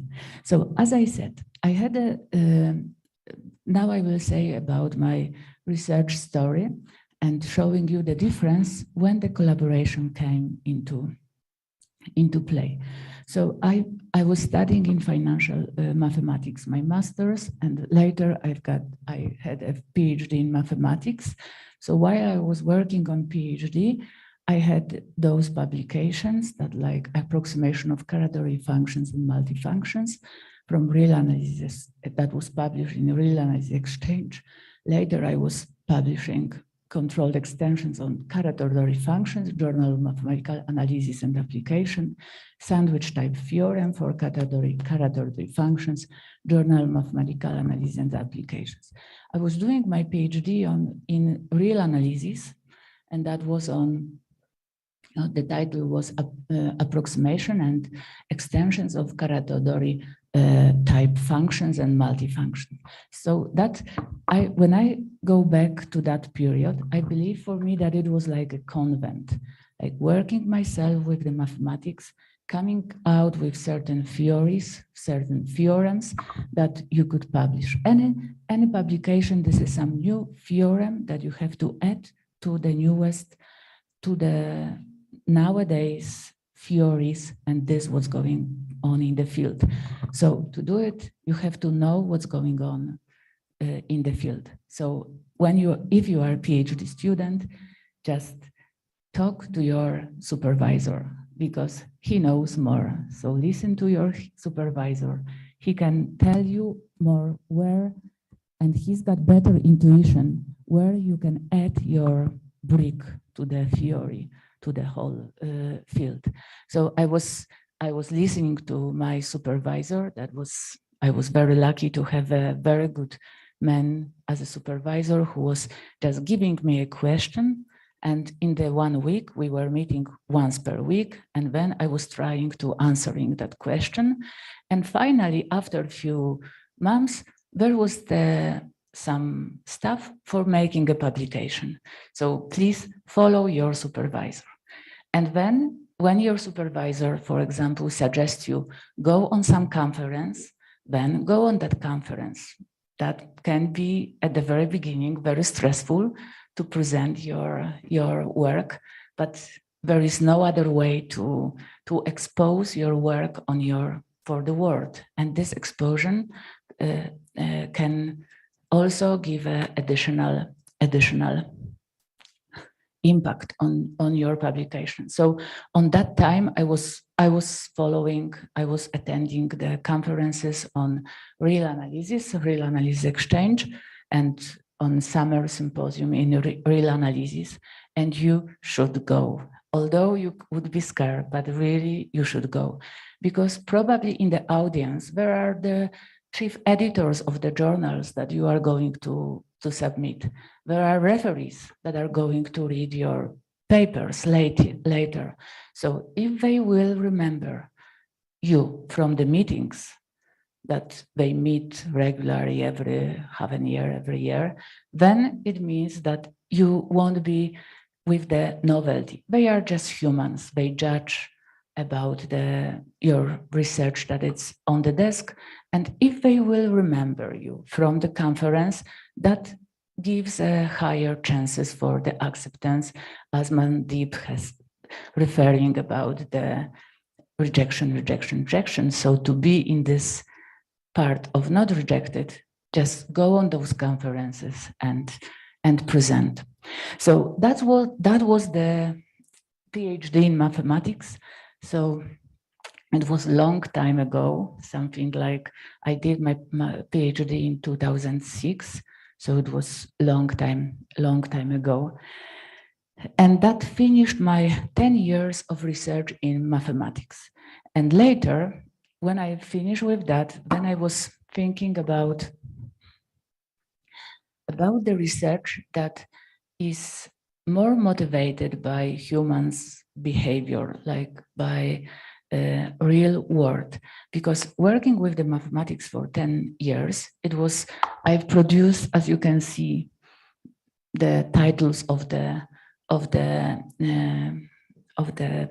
papers that are not very attractive, as Mandeep would say. They are very specific.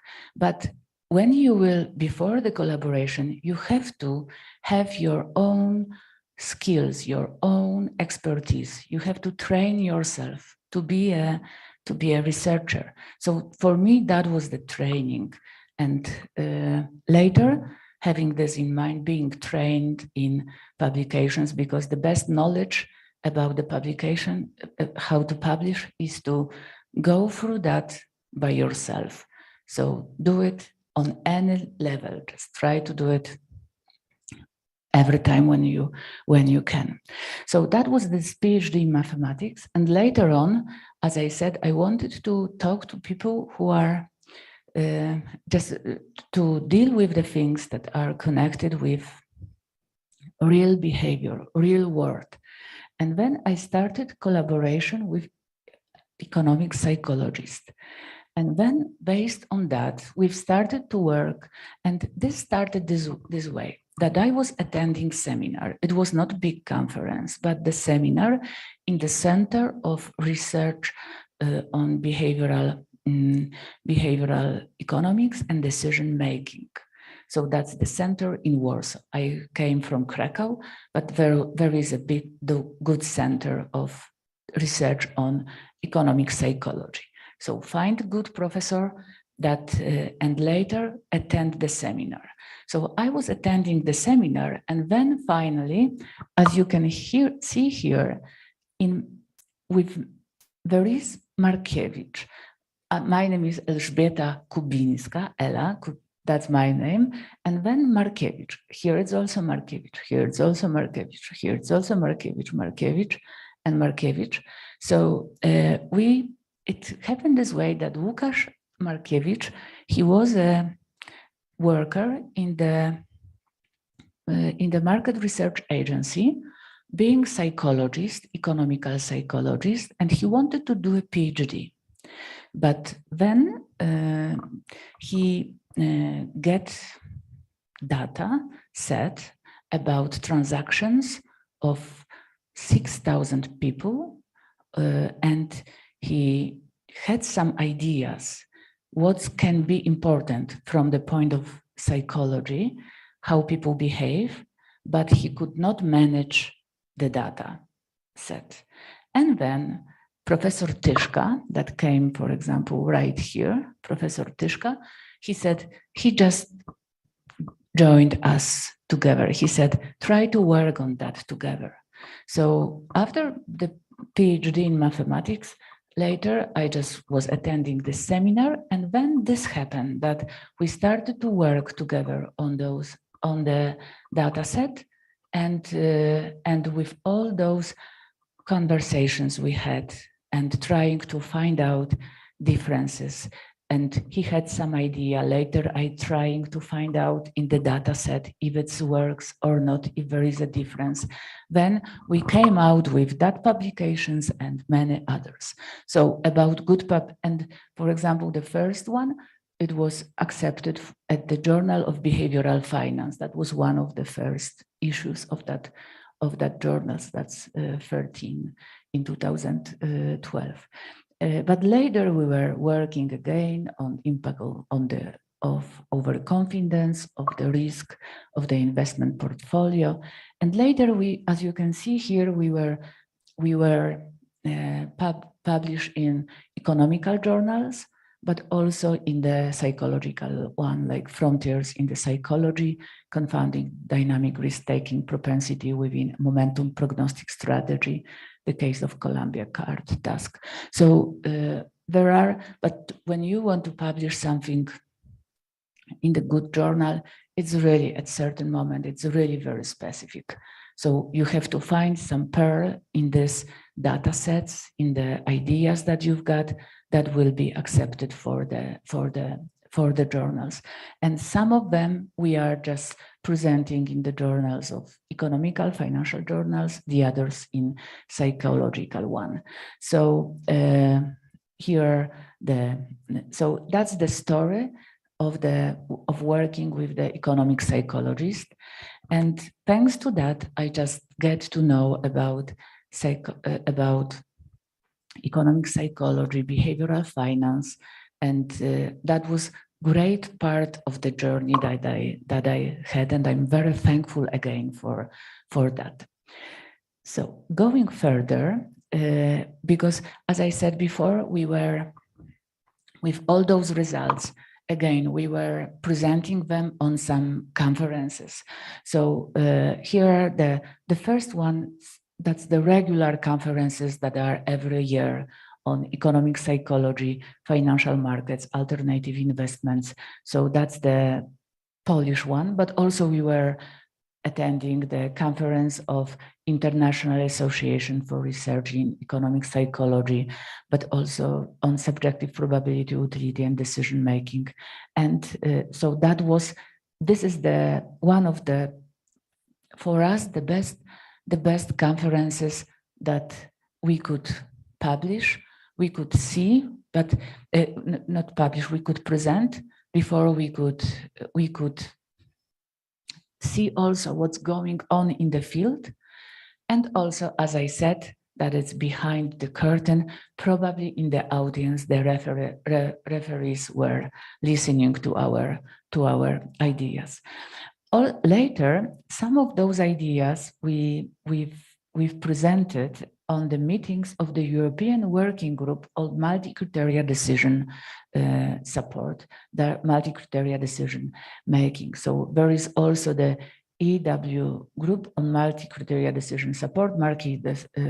So that conference is for the next step that I would like to talk about. So because this next step is connected with Athens.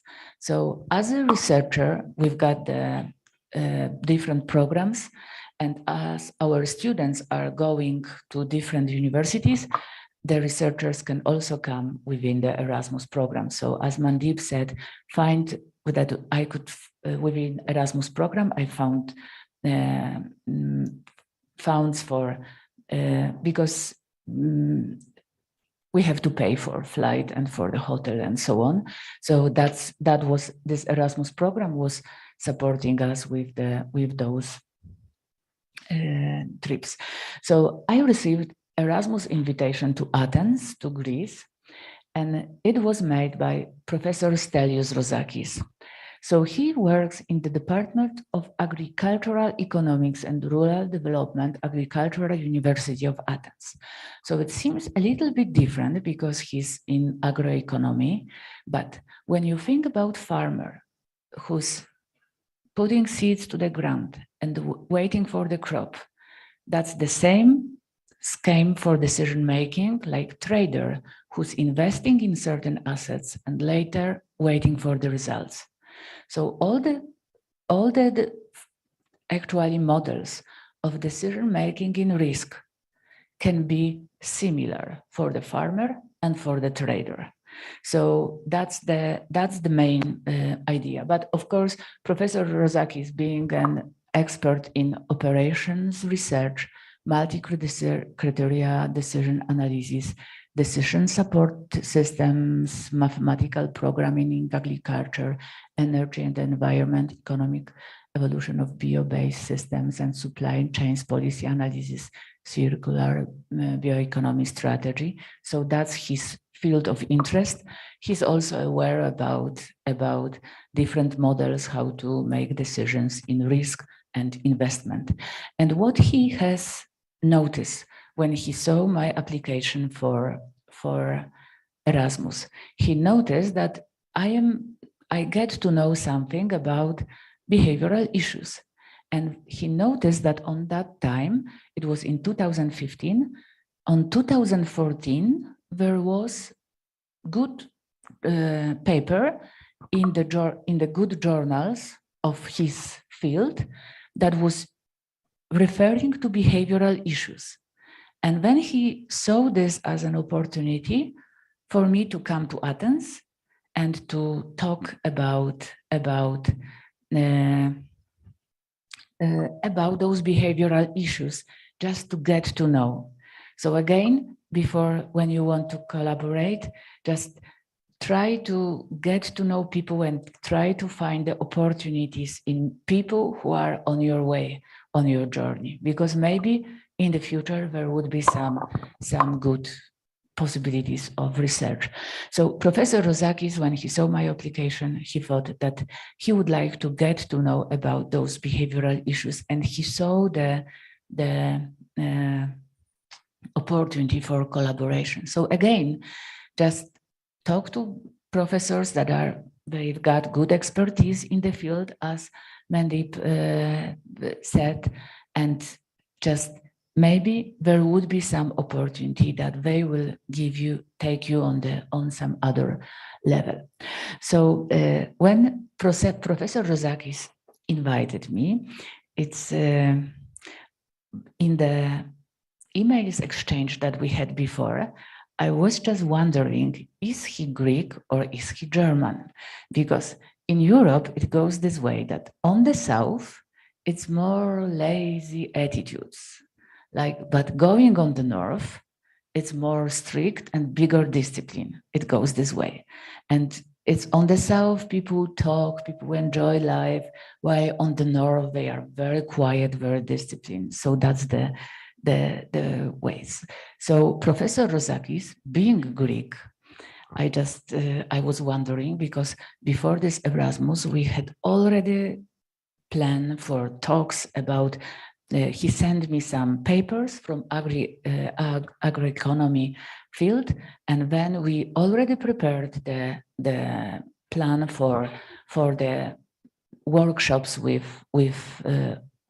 him and PhD students. So on the first day, that was the meeting that we wanted to talk about initiation to expected utility theory and prospect theories based on the basic theories in the field. So we were talking about economic expected utility theory, prospect theory, and later advances in prospect theory, the second publication by Kahneman and Tversky. So that was the first initial state in 2015 for those people from agroeconomy to get to know to the behavioral issues.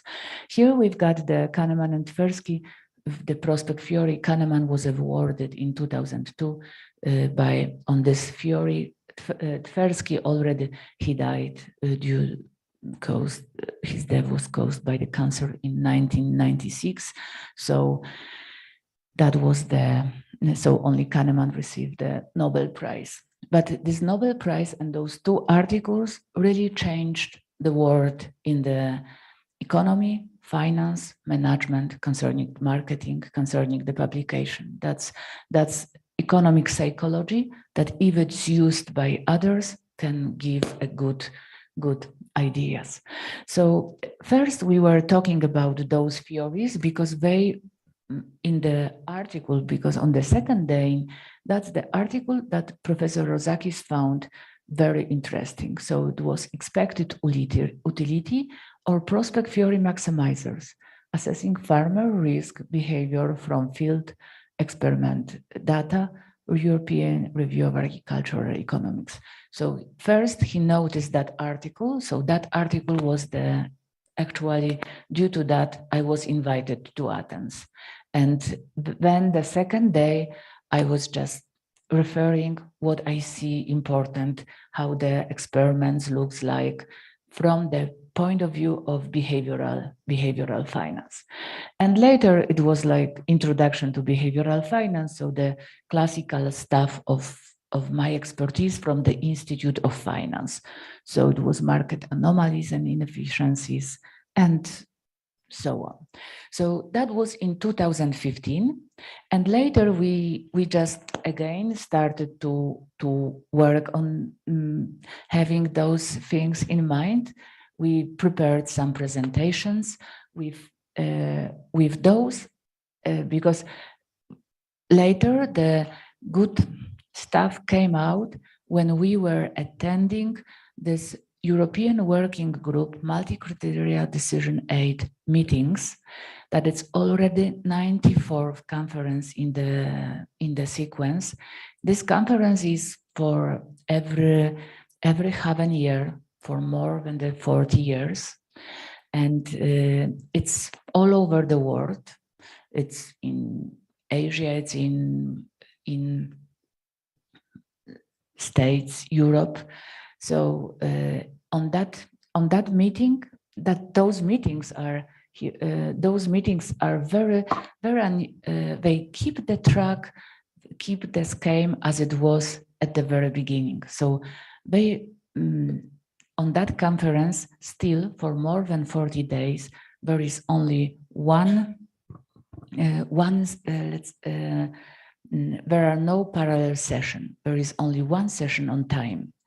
And if somebody is presenting, then in that's the savoir-vivre of this group, that if there are some questions, they must ask questions and questions and answers are coming up to the end, no matter how long it takes. And then the next session, the next presentation is coming. So they still keep that keep that way of conducting this conference. So there are some European working groups, but there are some people from operational research. So this is some kind of part of mathematics. So, but also there are people who are talking about different applications of those methods. So there are presentations about the method itself, how improving, adding some new issues to the already existing methods, but also about the applications. And they meet every half an year. So later we have presented some first, that was evaluation of sustainability of maize cultivation in Poland. And there was, that's you can see, prospect theory. So that's this behavioral issue with one of the multi-criteria decision aid Promethe method. So that's one, as you can see, we've got a problem, and that's the first fruit of the collaboration between this expertise in multi-criteria decision aid and behavioral issues. So here, Professor Rozakis was also working in the Institute of Soil in Poland, and then they had a data from Poland that was how to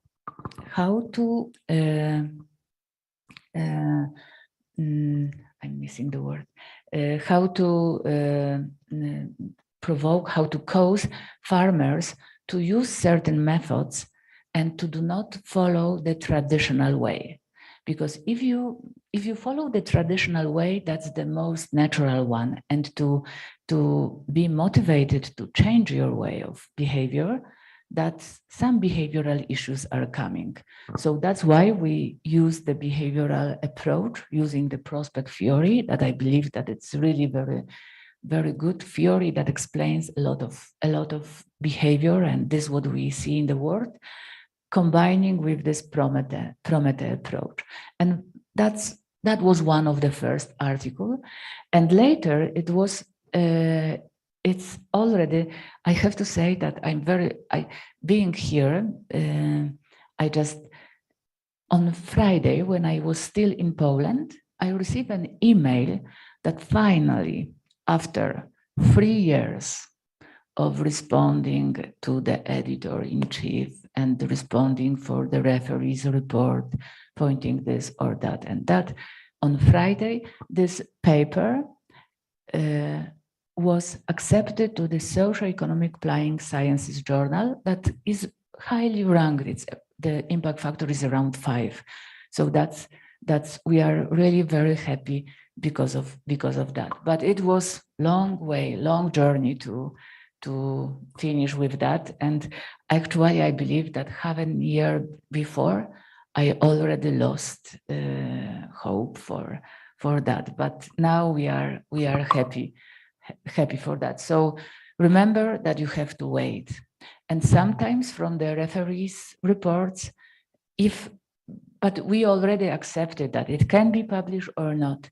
But again, when you send, it's another journey. You will receive some referees' reports from the journal, and then take them as advice of wiser people what to change. So even if it won't finish successfully, we will take those reports and improve the paper and maybe send to another one.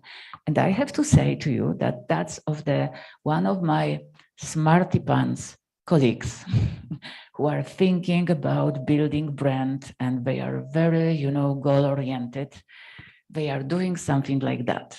They are sending to the good journal, and they know that there are probably no chances to publish, but they are aiming to the rank that they will receive the referees' reports. Because if they will receive the referees' reports, they will improve the paper, and then the chances for publishing the level below, it's really easy going. it's increased the chances of publication because you've seen the chances of publication. So that's my actually strategies of some of my smarty pants friends, psychologists. So that's a good, just know, the goal is the goal, if the goal is the most important, but just that's the way it can go. But if you will, maybe there are also some small chances that you will be accepted in this high rank. So why not? So always think high, just think high, as I am here on the highest level on the in my life so far. Okay, so that's, and now I would like to tell you about that paper, about some methods we used just to see the collaborations as the example of collaboration. So here I am in the three of us. The first, you already know Stelios Rozakis. Here are three of us, me, Magdalena Adamczyk, and Mariusz Andrzejewski. They are from accounting department from my institute. Magda is already PhD, but she was a PhD student on that time. Mariusz Andrzejewski, he's a chair of this accounting department, financial accounting department, and he's got the expertise in the market. So he was providing the contact to the case and issues that was the problem that we wanted to solve. Magda was the PhD student, but she had a master in finance and also master in the psychology. So she understands those behavioral issues. Me as a being also in this with them, but also those behavioral issues. And Stelios Rozakis in that team was the one that brought to the table those multi-decision methods. So as you can see, we are bringing to the table everyone in the collaboration, everyone is bringing something, some assets, and maybe based on that we can create something. So that's the title, Incorporating Status Quo Effect in the Decision-Making Process. So the case on municipal companies merger was the report that, because it happened this way that 1 or 2 years before we started to work on that, our institute was making the expertise for our municipal companies in Krakow about merging some companies. So we had already some case, some problem, and in the institute we created the report that was about that problem case, and we made it from many dimensions, like suggesting taking into account law issues, the social issues, but also finance, and so that case, later I've seen that case can be good field for illustrating this merger of Prometheus and prospect theory. So here, you've got the objective of the research. So it's also very important to listen to the business, to the real problems, because many times you can find a good, because we said from the idea can be, if you go on some business congresses, just listen to what the market is saying, where they are, because about the fintech or behavioral personal finance, you can really learn about from the strategies that the banks are taking or insurance companies are already taking, because fintech and all the data are already analyzed by those companies. Unfortunately or fortunately, I have to say about the trend in Poland, that many people from academia, they go to business. They go to Google centers that are also in Krakow. Krakow seems to be an outsourcing center for many businesses. So some professors, they go to business. But so this expertise can go, together. They are doing good stuff too. So work with them and try to find some questions that later you can explore in your field.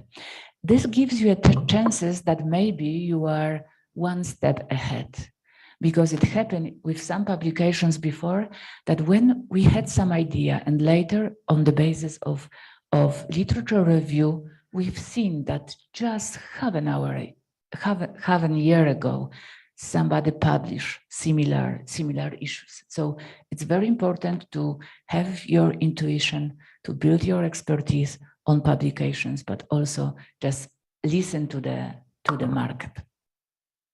So so we had this objective that was motivated by this case of our research was motivated by case of municipal companies in Krakow, and then actually the objective of research was to providing the solution, to show also methodology of how we can solve the problem, and hoping that this methodology is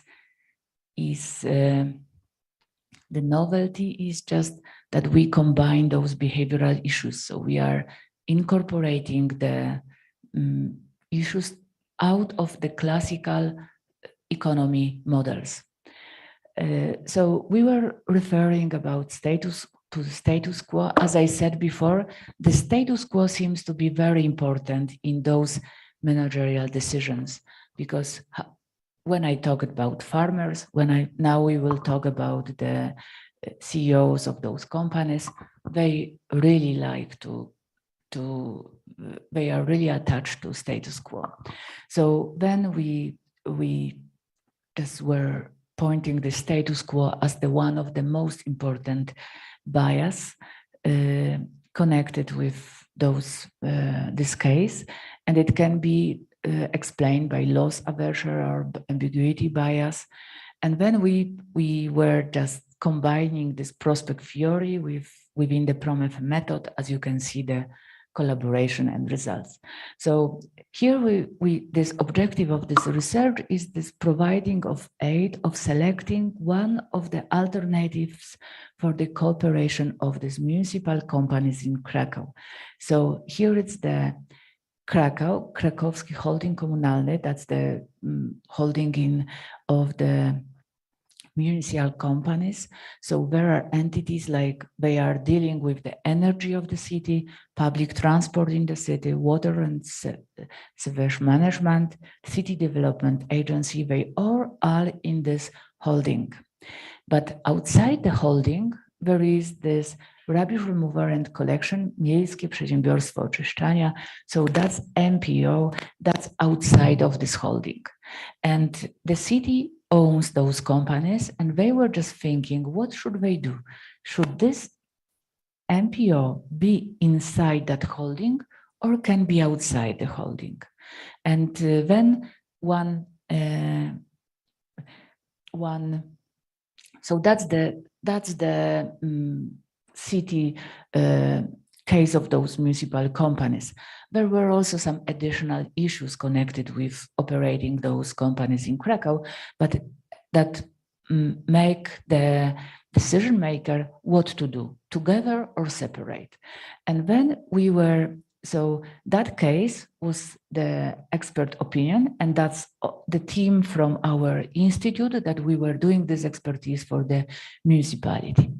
And then we were analyzing those kind of alternatives, I'm already starting to talk about in the language of multi-criteria decision aid, because you've got different alternatives that you have to choose the one that is the most proper one based on different criteria. So we had the alternatives like sale of the company, one of the MPO sale to the this KHK, and then sale of the organized part of the company, incorporation, contributing of shares. So that's different ways of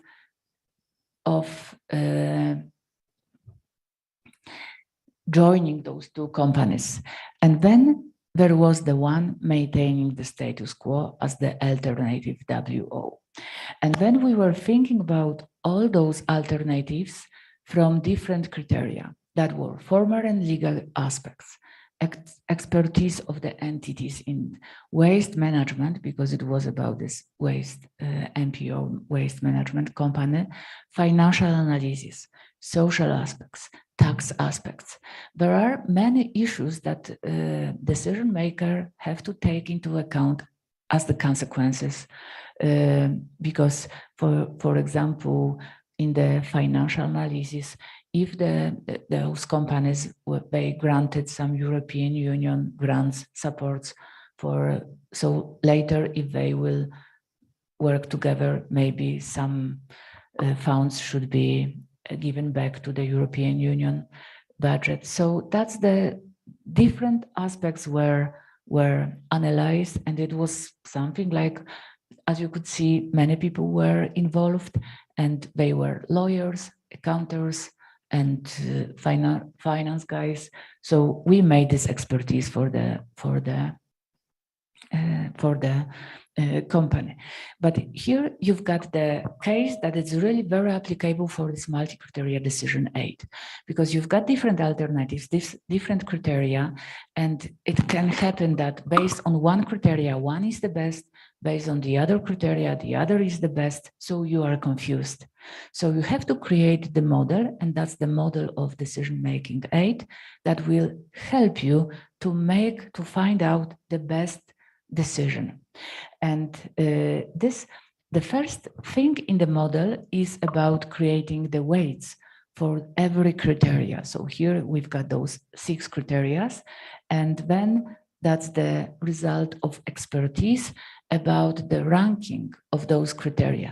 It goes this way, that we could pick up 6, 10 experts and ask them, what do you think? Is the F1 is more important than F2?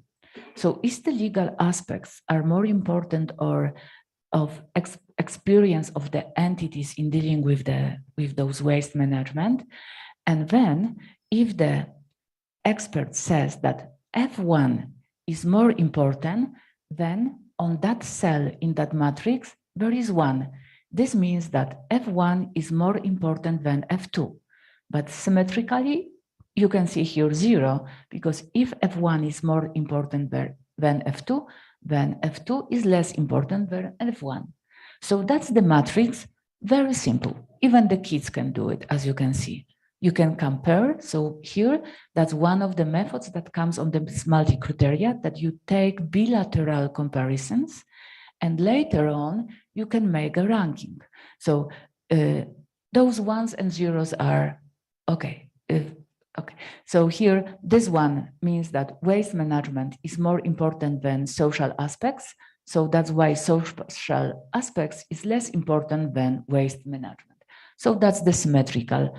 And on the diagonal, we put 1s by the definition, by the default. And then we just sum all those rows. And here you see that there is 6. Here it's 1, 3, 1, 2, 3, 4, 2, 5. The whole sum is 21, but based on those sums, you've got weights.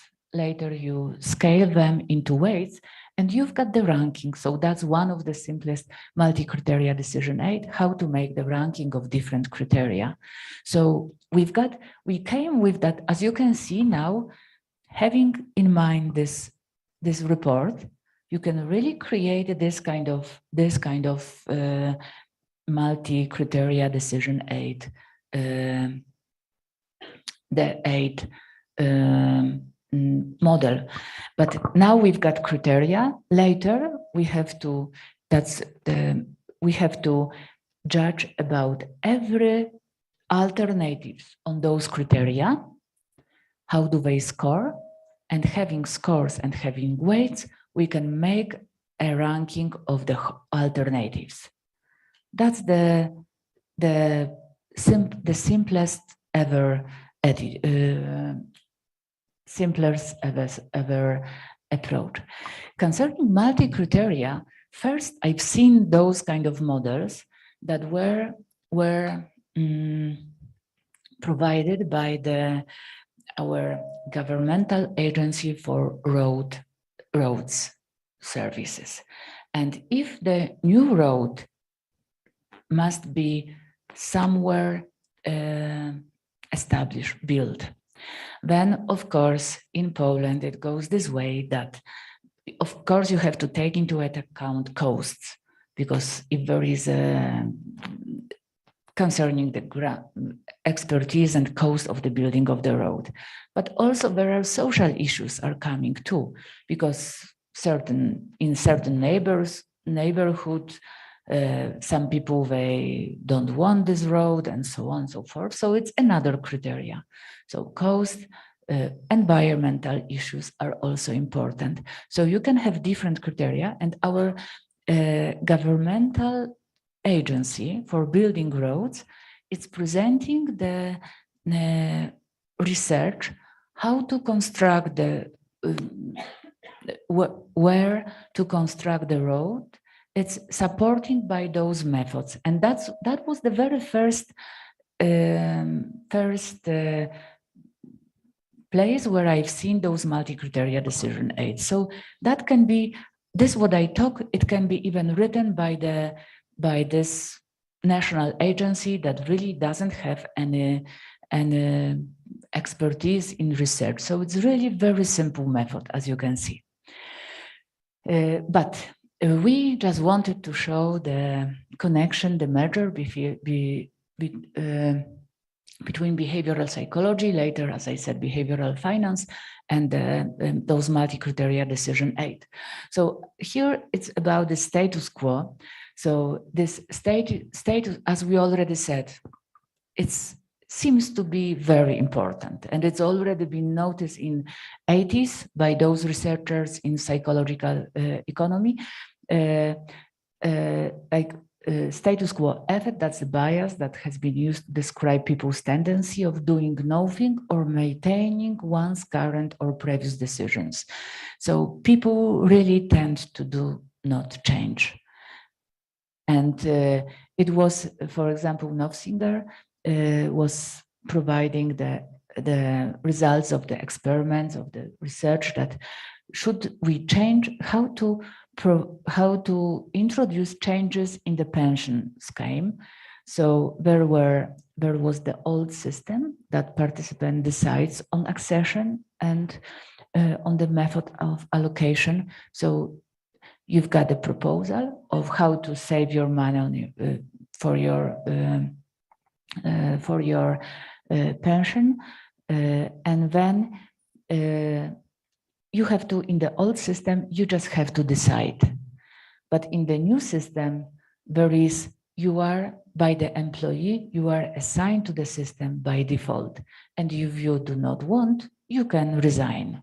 So that's only two ways of dealing with with the question about how to make people to participate in certain pension scheme, in saving for the retirement. And in the old system, only 37 of employees participated, while in the 82, in the new one, so by default, there is the participation, and you have to make people just change the decision. It's 82. I have to say that in Poland, we've got the government, it's like social country, but we have in our pension scheme, we've got first pillar that it's obligatory and it's national one. Then there was the second pillar that was also obligatory, but it was the private investments operating by private financial institutions. And then there was the third pillar that was the choice of the people was not obligatory. So our government successfully for those 10 years actually took this private pillar into the public one by using this default participation. So we had once change, the other change. So first I had some money in the private, in the second pillar. So they said, we take those money from the private institutions that mostly invested in bonds very safely. We put it to the public system, and we promise you to give similar returns. So that was the trick. But so I have to say that our politicians and decision makers, they really know the status quo effect. So and let's hope that they will use it for our good. But it's that's another topic.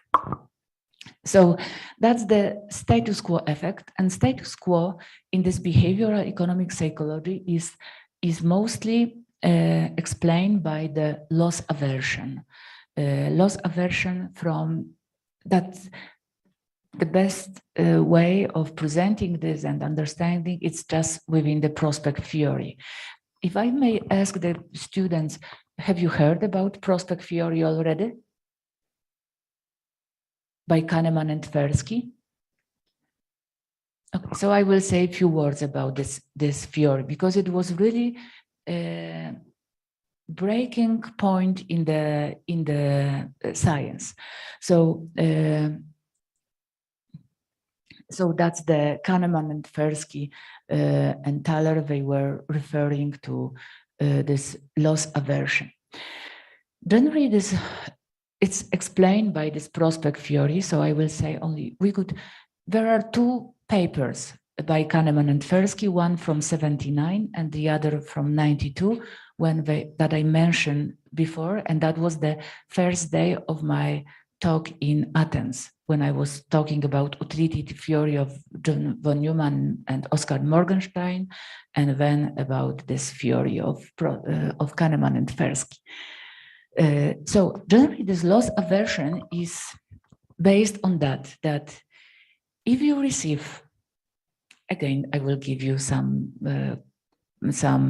example from our country, because we've got very populist government right now, and they are before elections or all the time they are giving money to the people, and and of course it's good, but it's not good if you don't have those money. But anyway, they are giving money to the people, like for every child in the house, every family receives from the government something like $150 per month, every month, up to 18 years old. So if you've got two kids, the mother receives $300 for every child per month.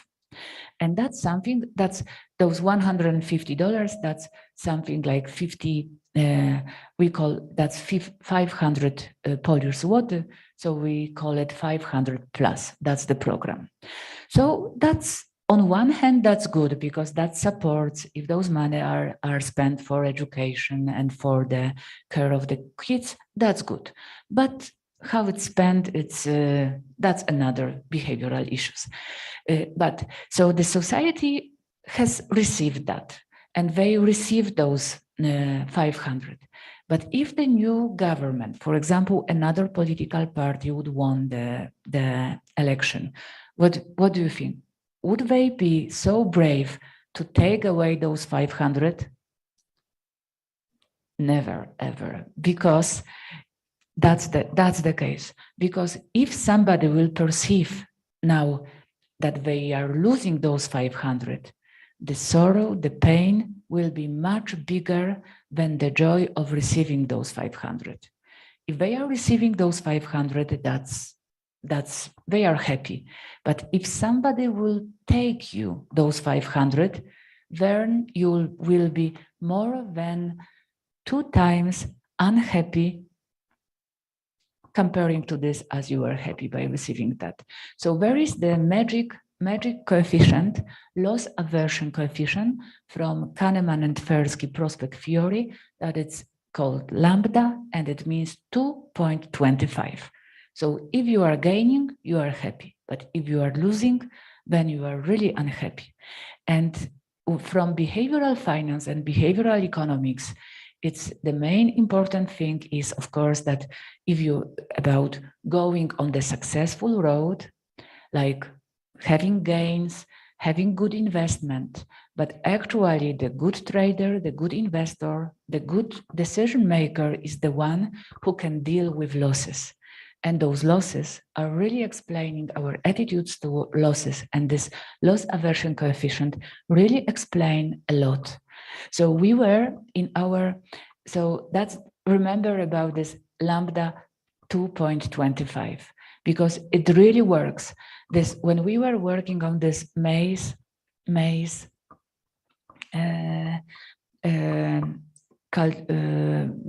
crops with the first paper, we use that when the farmers are supported with from the European Union. Our farmers receive some support for example, for their crops, and so if they are receiving, that's we are giving them. But if we are taking away some Polish złotych, even the small one, then if we will use this lambda 2.25, the final result made that it was closer to this what we really observe among the decision maker about the farmers. It really fits well to the preferences, and we can model better the ideas. So I will tell you, so this loss aversion, that's the lambda that goes about 2.25. If we had more time, if I could stay here, I could tell you more about those behavioral issues, but now it's going to be only the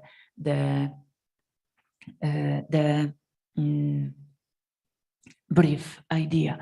So here it's that this within the prospect theory, based on this loss aversion, we know that potential disadvantages of losing the current state outweighed the anticipated advantages of this change. So referring to this loss aversion and status quo, if we think about, this is the way I'm doing right now. So I can think about changing, so I can win or I can lose. So if I will win similar amount and lose, I just think about losses. Then if I will lose, then those losses overweight those gains. So that's why I don't want to change. I don't want to risk. So that's the attitude of many people concerning personal finance decision making, or farmers, or the managers of those companies. So that's the pattern that really is observed in many cases. So the prospect theory by the Kahneman and Tversky, that's the way we are value prospects. Because if I can, for example, here, I can win X with the probability P, or I can lose Y with the probability of Q, then Kahneman and Tversky has proposed that it can be, that's the formula, and they proposed 2 functions. One V is the function called value function that takes into just subjective value of those losses. So as you can see, the magnitude of value of 500 plus, and here it's the value of minus 500. So the absolute value of that second will be much bigger. So this is how we perceive our subjective subjective values, how perception of the outcomes. But Kahneman and Tversky also noticed that in our decision making, we are also modifying probabilities. It's not that we are treating probabilities in an objective way. If, for example, somebody tells you that you can win in the lottery, like with the probability, our national lottery has the probability of winning the best score in 1/14 million chances. So that's the chances in our national lottery. So if somebody is telling me that I can win 6, we call it 6, with the probability of 1/14 millions, my subjective value way of treating this, it's a little bit higher or lower. What do you think? Higher. It's much higher. When I buy the lottery ticket, then I'm thinking about winning and changing cars and coming here to Spa for longer time than 24 hours. That would be, I'm just already thinking about the probability of that outcome, that it's much higher than objective 1/14 millions. So that's here. Kahneman and Tversky also said that we do not treat the probabilities in objective way. We just modified them, and then that's this function is decision weight of probabilities. So it's coming away from the traditional math axioms of the probability. It's just modification. So this is the way we treat. And then these value functions looks this way. So first they said that we do not make decisions on the final values of our wealth, but about relative chances. So we define relative changes with respect to the reference point. So we make some reference point, and later every outcome we treat as a gain or losses with this reference point. And it really also works. Traditional economy and finance, investments theories, they said that we make a decision based on our wealth, final wealth. But what we observe in behavior, it's rather changes with respect to the reference point. Because you can, for example, find some very rich people. At least I'm speaking about my culture. But we can find some very rich people. And those rich people are really very sensitive to every penny. Just if they assume, if my students in the Institute of Finance, some of them, they are already, after finishing the major in financial markets, they are already financial advisors awarded with the professional title by our national agency that oversees financial markets. So we've got very good program for financial advisors, and our students are already after finishing financial advisors. So if they will advise to some rich men, then they will they can notice that they are really sensitive to any penny. If they assume that they should get this kind of profit, that type of rate of return from the investment, and that's their reference point, they can be really very disappointed with some losses. So so it's very important to know what's the reference point of someone.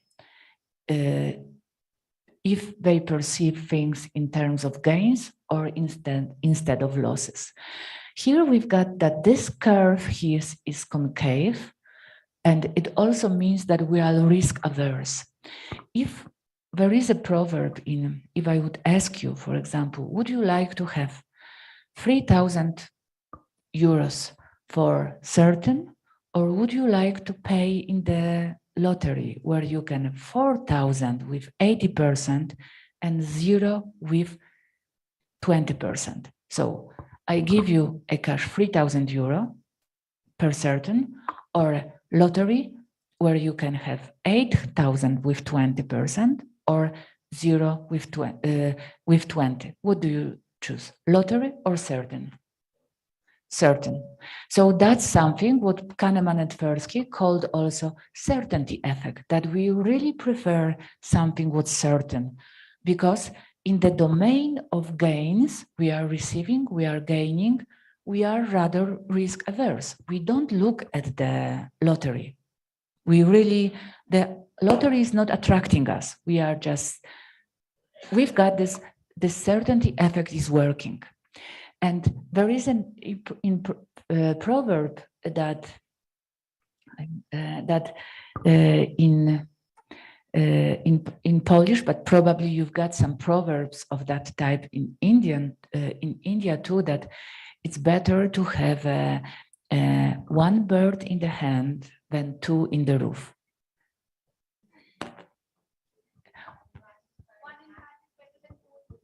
Okay, so that's as you can see, it's Kahneman and Tversky receive a Nobel Prize for something what it's known for ages in every culture. So that's the one very good point in that. But so this certainty effect works. We really love to have something what's certain. We prefer rather than the risk. And based on that, it's also the story on this risk averse in the gains connected with the investments that when you go for the risky option, you invest and you risk your capital, you demand the premium for your investment. And this premium is to overcome this risk averse attitude. So that's the play. But for the losses, now I would ask you for the same, let's say, outcome, but with the small difference that we put minus. So what do you prefer? To lose 3,000 euro for certain, or to play the lottery, where you can lose 4,000, but there are the chances that you will have 0 with 20%. What do you want? You take the chance.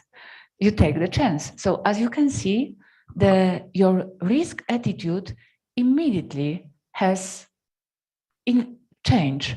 And now in that game of losses, you are risk-seeking because you've got very strong loss aversion. You don't want to accept losses. Losses are so painful for us. We don't want to just lose. So that's something what you have observed already.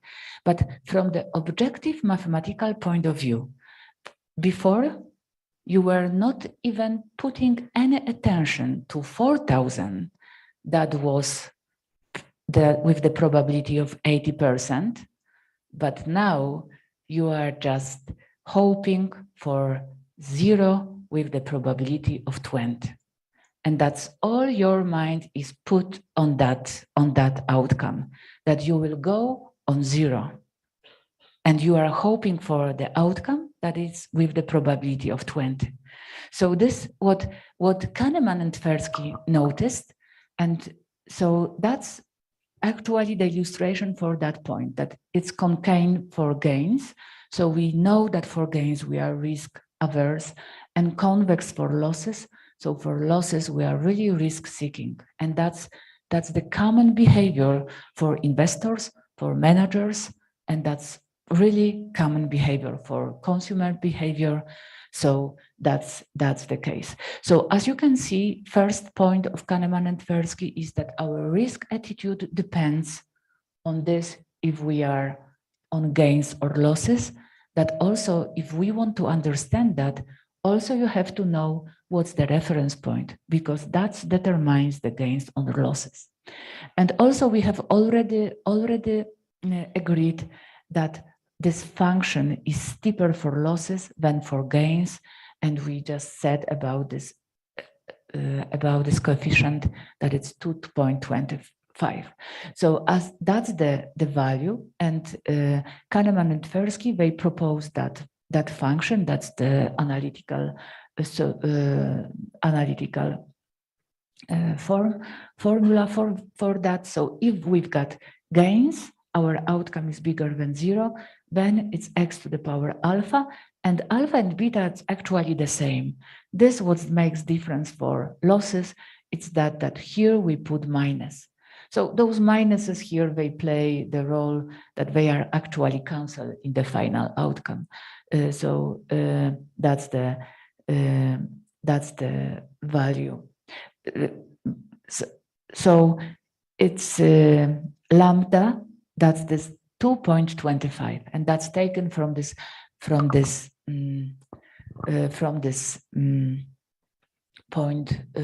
from that paper that was on 92. They proposed an experiment, and then they estimated those parameters. So that was the value function. The other point in decision weight of probability that we already said, and based on the experimental results, they just find out that we tend to overweight small probabilities and underweight likely and big probabilities here. So and also there are 2 points. So here it's objective probability, and here it's this value of this decision weight function, this P function. So if we would not modify them, then we would have the outcome that is on this diagonal itself. So that's the outcome. But if we modified, but 0 is not modified at all. So if somebody said to us that something is impossible, then the value is 0.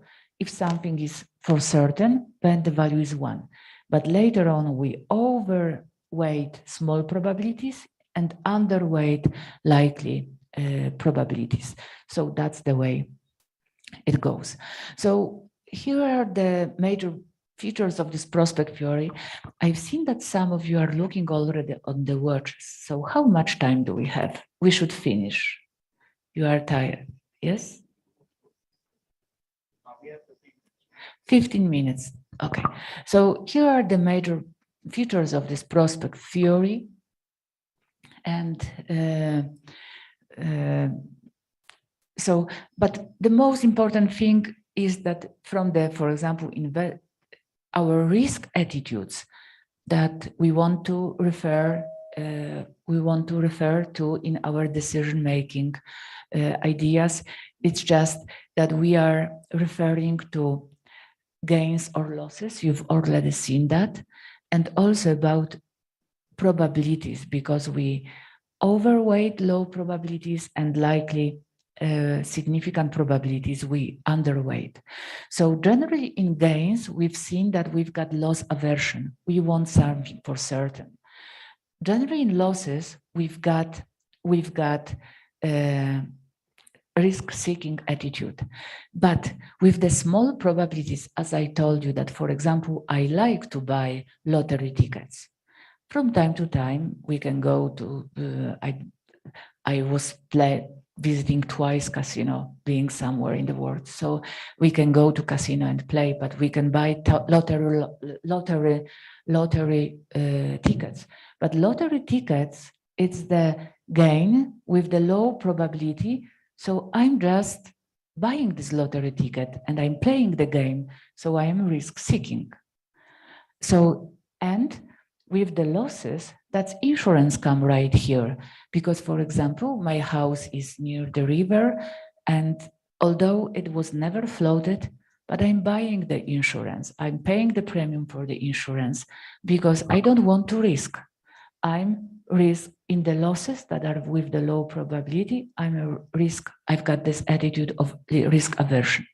So with the prospect theory, as you can see, it describes the decision under risk and takes into account the outcome and the probabilities. And that's the fourfold pattern that Kahneman and Tversky has made. And this pattern, if it's used in your managerial decision, if you think that this is important for you, if it matters for the decision making, you can incorporate this in the models that you've got. So,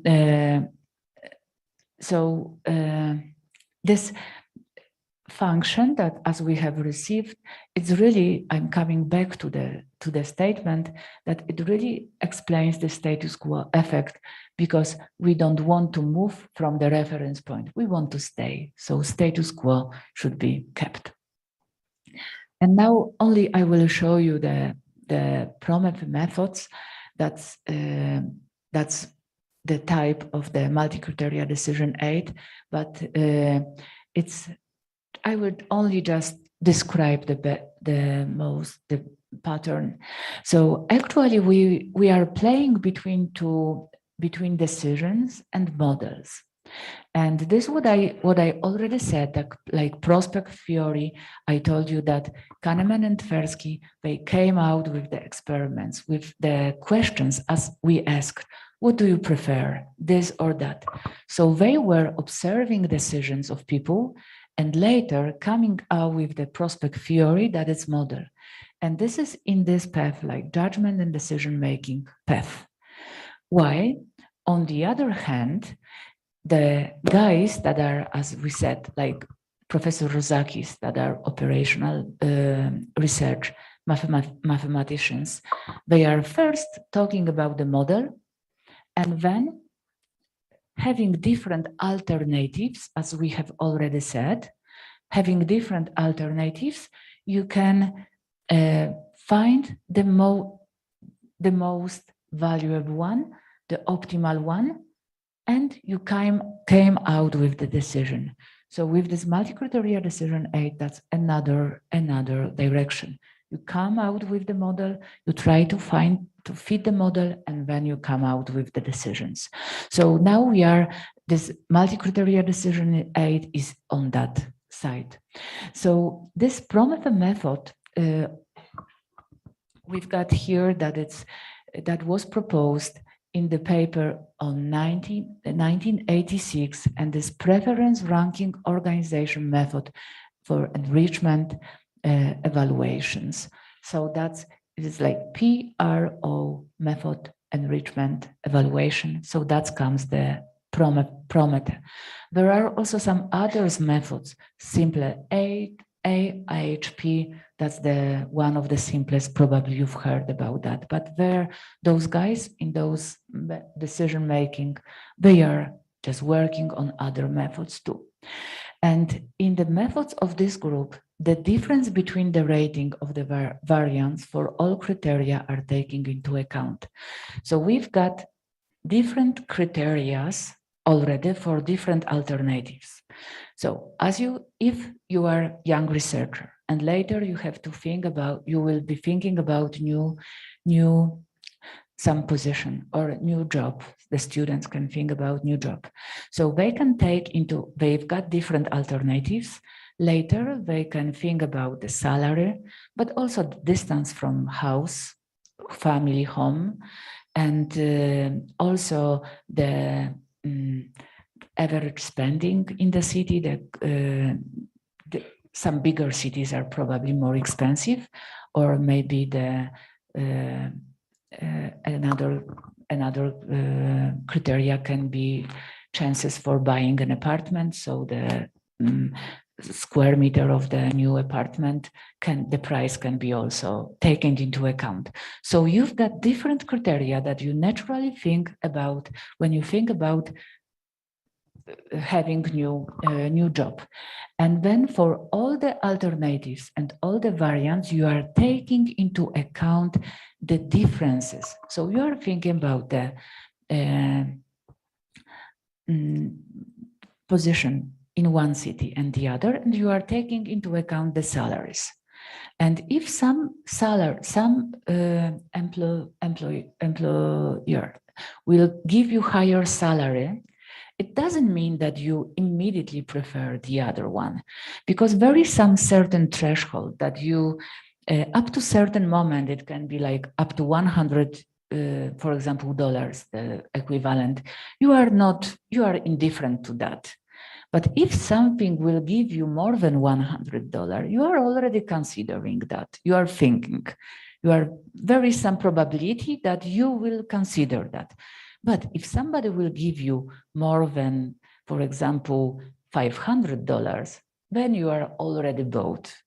You are taking the other position. So you are thinking about the differences between rating for every criteria, for every alternatives. And as you could see, the greater the difference between the ratings, the more strongly, due to the given criterion, one of the variants is preferred. If the difference is small, the decision maker weakly prefers or even do not even think about that, about the variants of different variants that are on the table. So there are, in those models, we are talking about indifference parameters. So up to this moment Q, we are indifferent.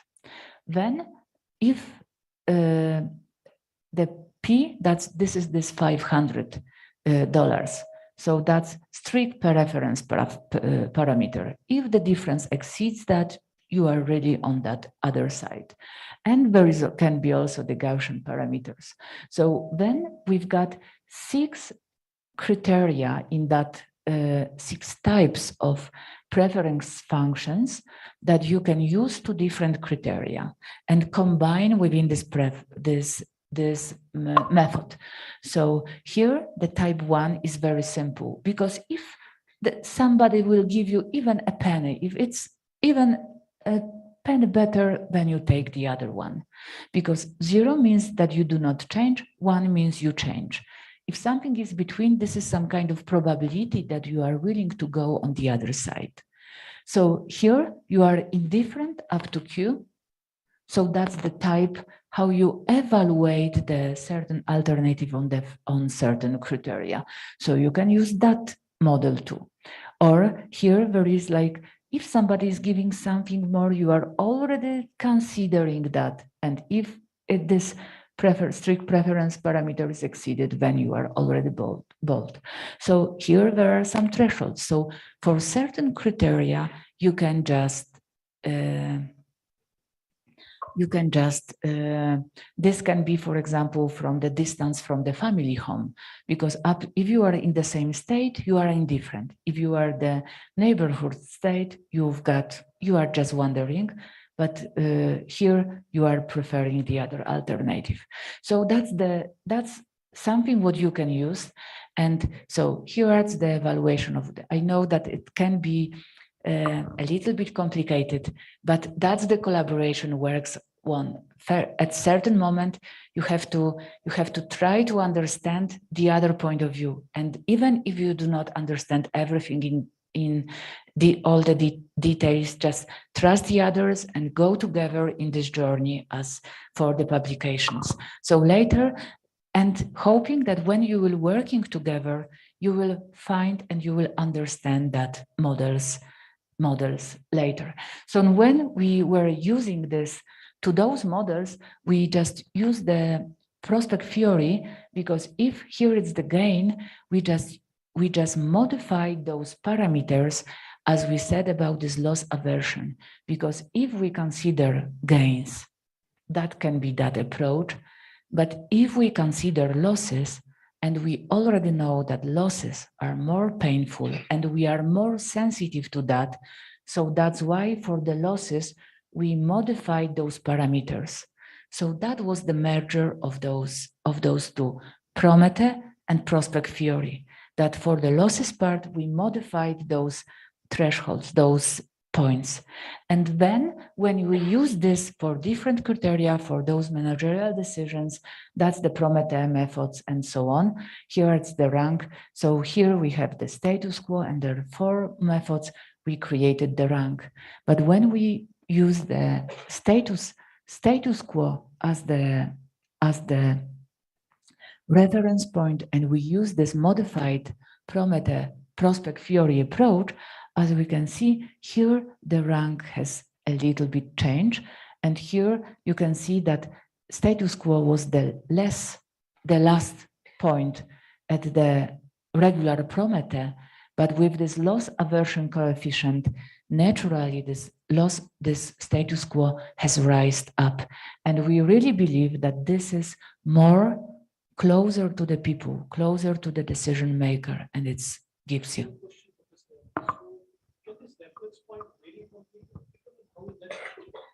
The reference point?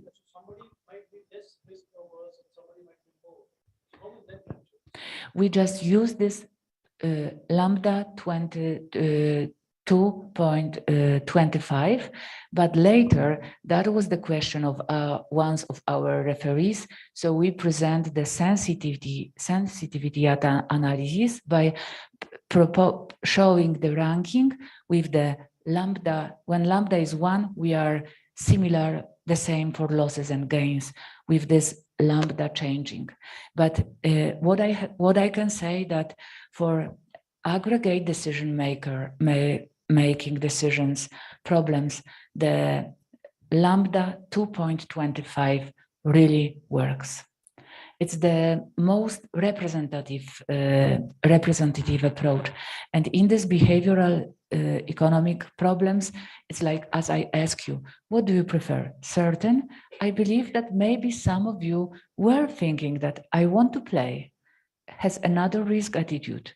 So it can be, even in Kahneman, Tversky, all those decisions and outcomes were like 80% majority decides this way. And later we are coming out with the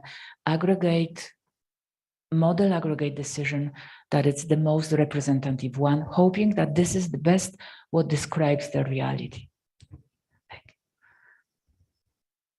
Okay, so that's the result. And here we were also, because our, for example, the decision maker can make a tricks like taking not all alternatives, but only few. Then the rankings, it's also changed.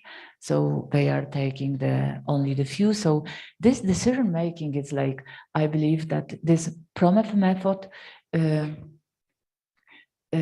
that's our conclusions, allows you to take into account the preferences associated with chosen alternative and not for the criterion, because that's the chosen alternative, that's preferences for keeping the status quo. That's this. It's if you prefer some other alternative behind the objective criteria, this Prometheus with this approach can capture this. This method, PT, so prospect theory Prometheus, allows to take into account the loss aversion that strengthens the position of the current solution in the final ranking. And also we were also combining the other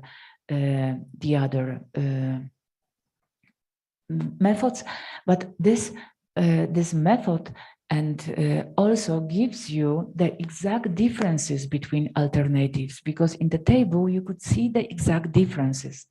Because in I believe that this approach, comes very close.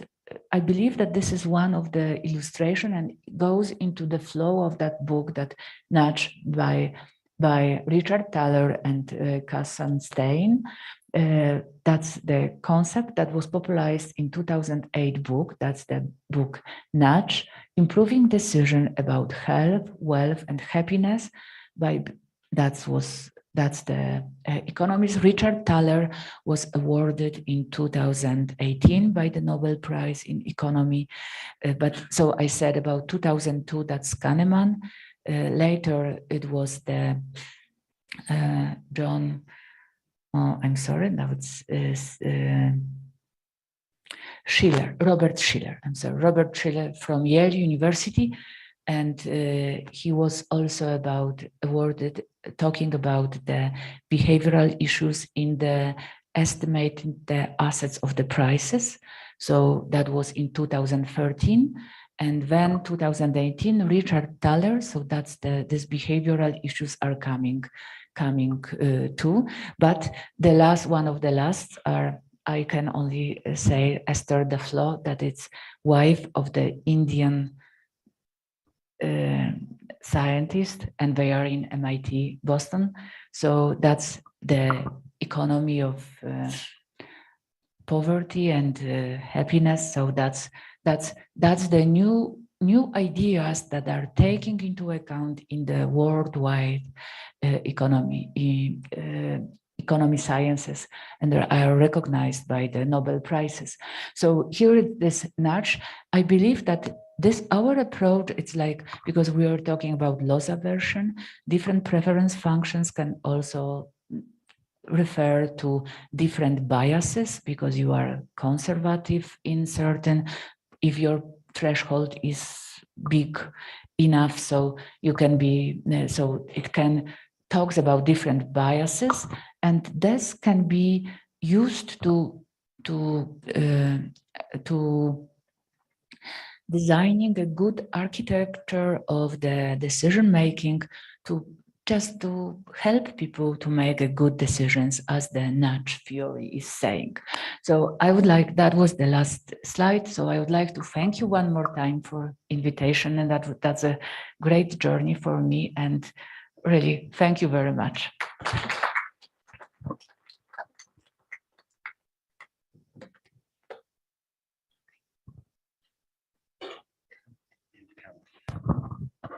Thank you, ma'am. So now I shall ask Dean sir to have a vote of thanks for both the speakers. So if you have any questions for Professor Ella. Yes.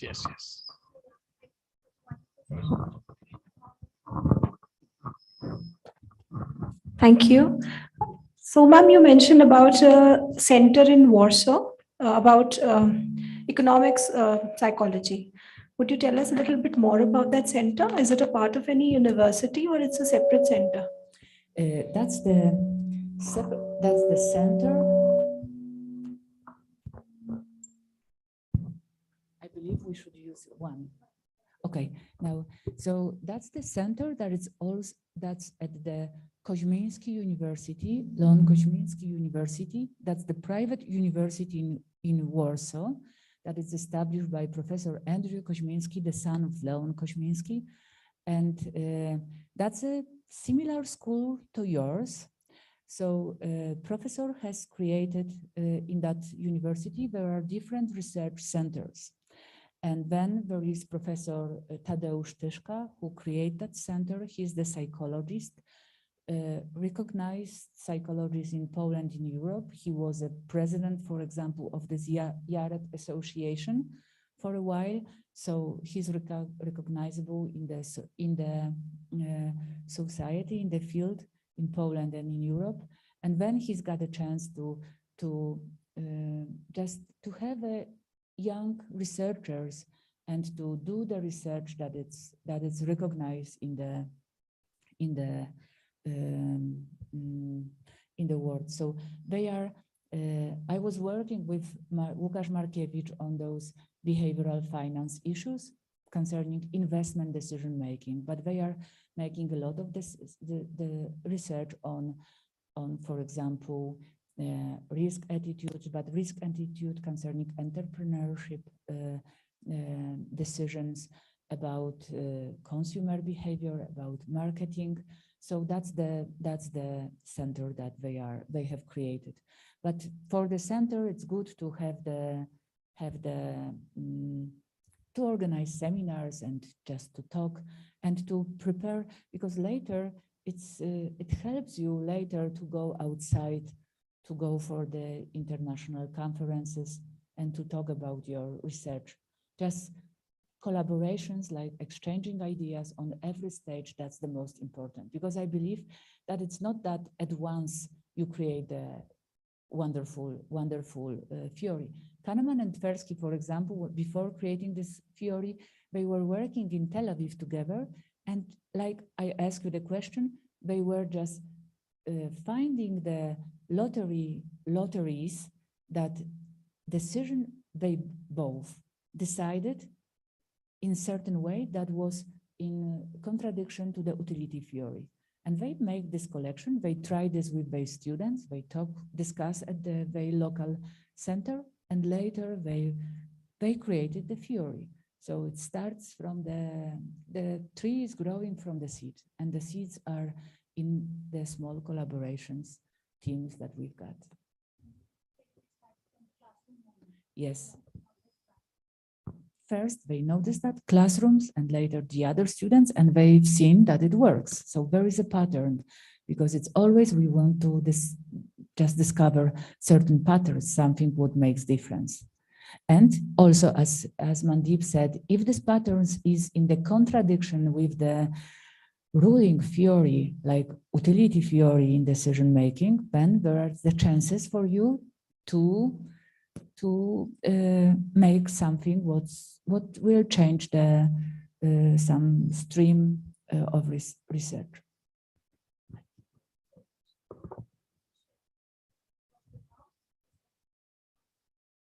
Okay. Yes. Yes.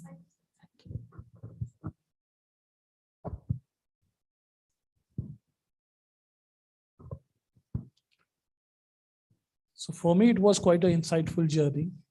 Not only the publications, the collaborations, the content, but of course, the deep stuff that we eventually talked about. And I was just talking to Suraj. Suraj's work actually is around decision-making rules among the rural consumers. And he's broadly using the criteria how the rural consumers around FMCGs reach a conclusion and then evaluate and finally buy a particular product. So quite insightful about what you were talking about, and maybe we'll trouble you more of getting deeper insights and maybe working together on these things. I think we need more such collaborations. We need more such interactions. We need more such platforms wherein not only we get people who are experts, but also all of us from different disciplines, we can come together.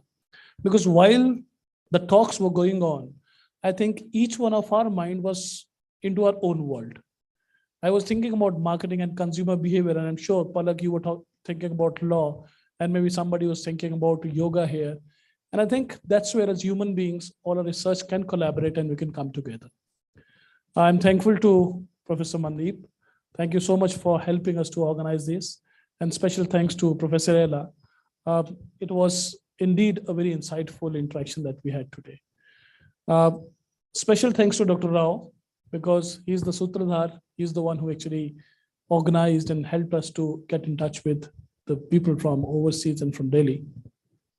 I'm also thankful to all the senior professors who are here, Dr. Kesri, Dr. Kamal, Dr. Divesh, for being here and helping us. And of course, to all faculty in FMS and the research scholars and everybody who participated, because until and unless you signed, this program would have not been successful. Special thanks to Dr. Kamal for beaming it online. I know you're a very busy person, but I also feel it is too menial job for you, but then of course you're always there. Wonderful. Wonderful. So, and of course, everybody from IT and everywhere, and special thanks to Director of Operations. And Bhatiji, as always, you're a big part of every event which is there. Let's meet more often. Let's have more such platforms. All of us have our own networks. Let's come together, let's join hands, because it's not what we have done in the past. What matters is, what are we starting from today? We've started a new journey from today. It was interesting to hear from Professor Ella that people in Poland, people in India, there's a lot of similarities. While she was talking about the politicians, we were thinking about our politicians. So while she was talking about various other things, risk aversion, motivation, negative motivation, different things which are going in our mind. And I think those sort of discussions are needed. And that's something which is going to take us to the next level. Thank you once again, and looking forward to meet you in future seminars and interactions. Thank you.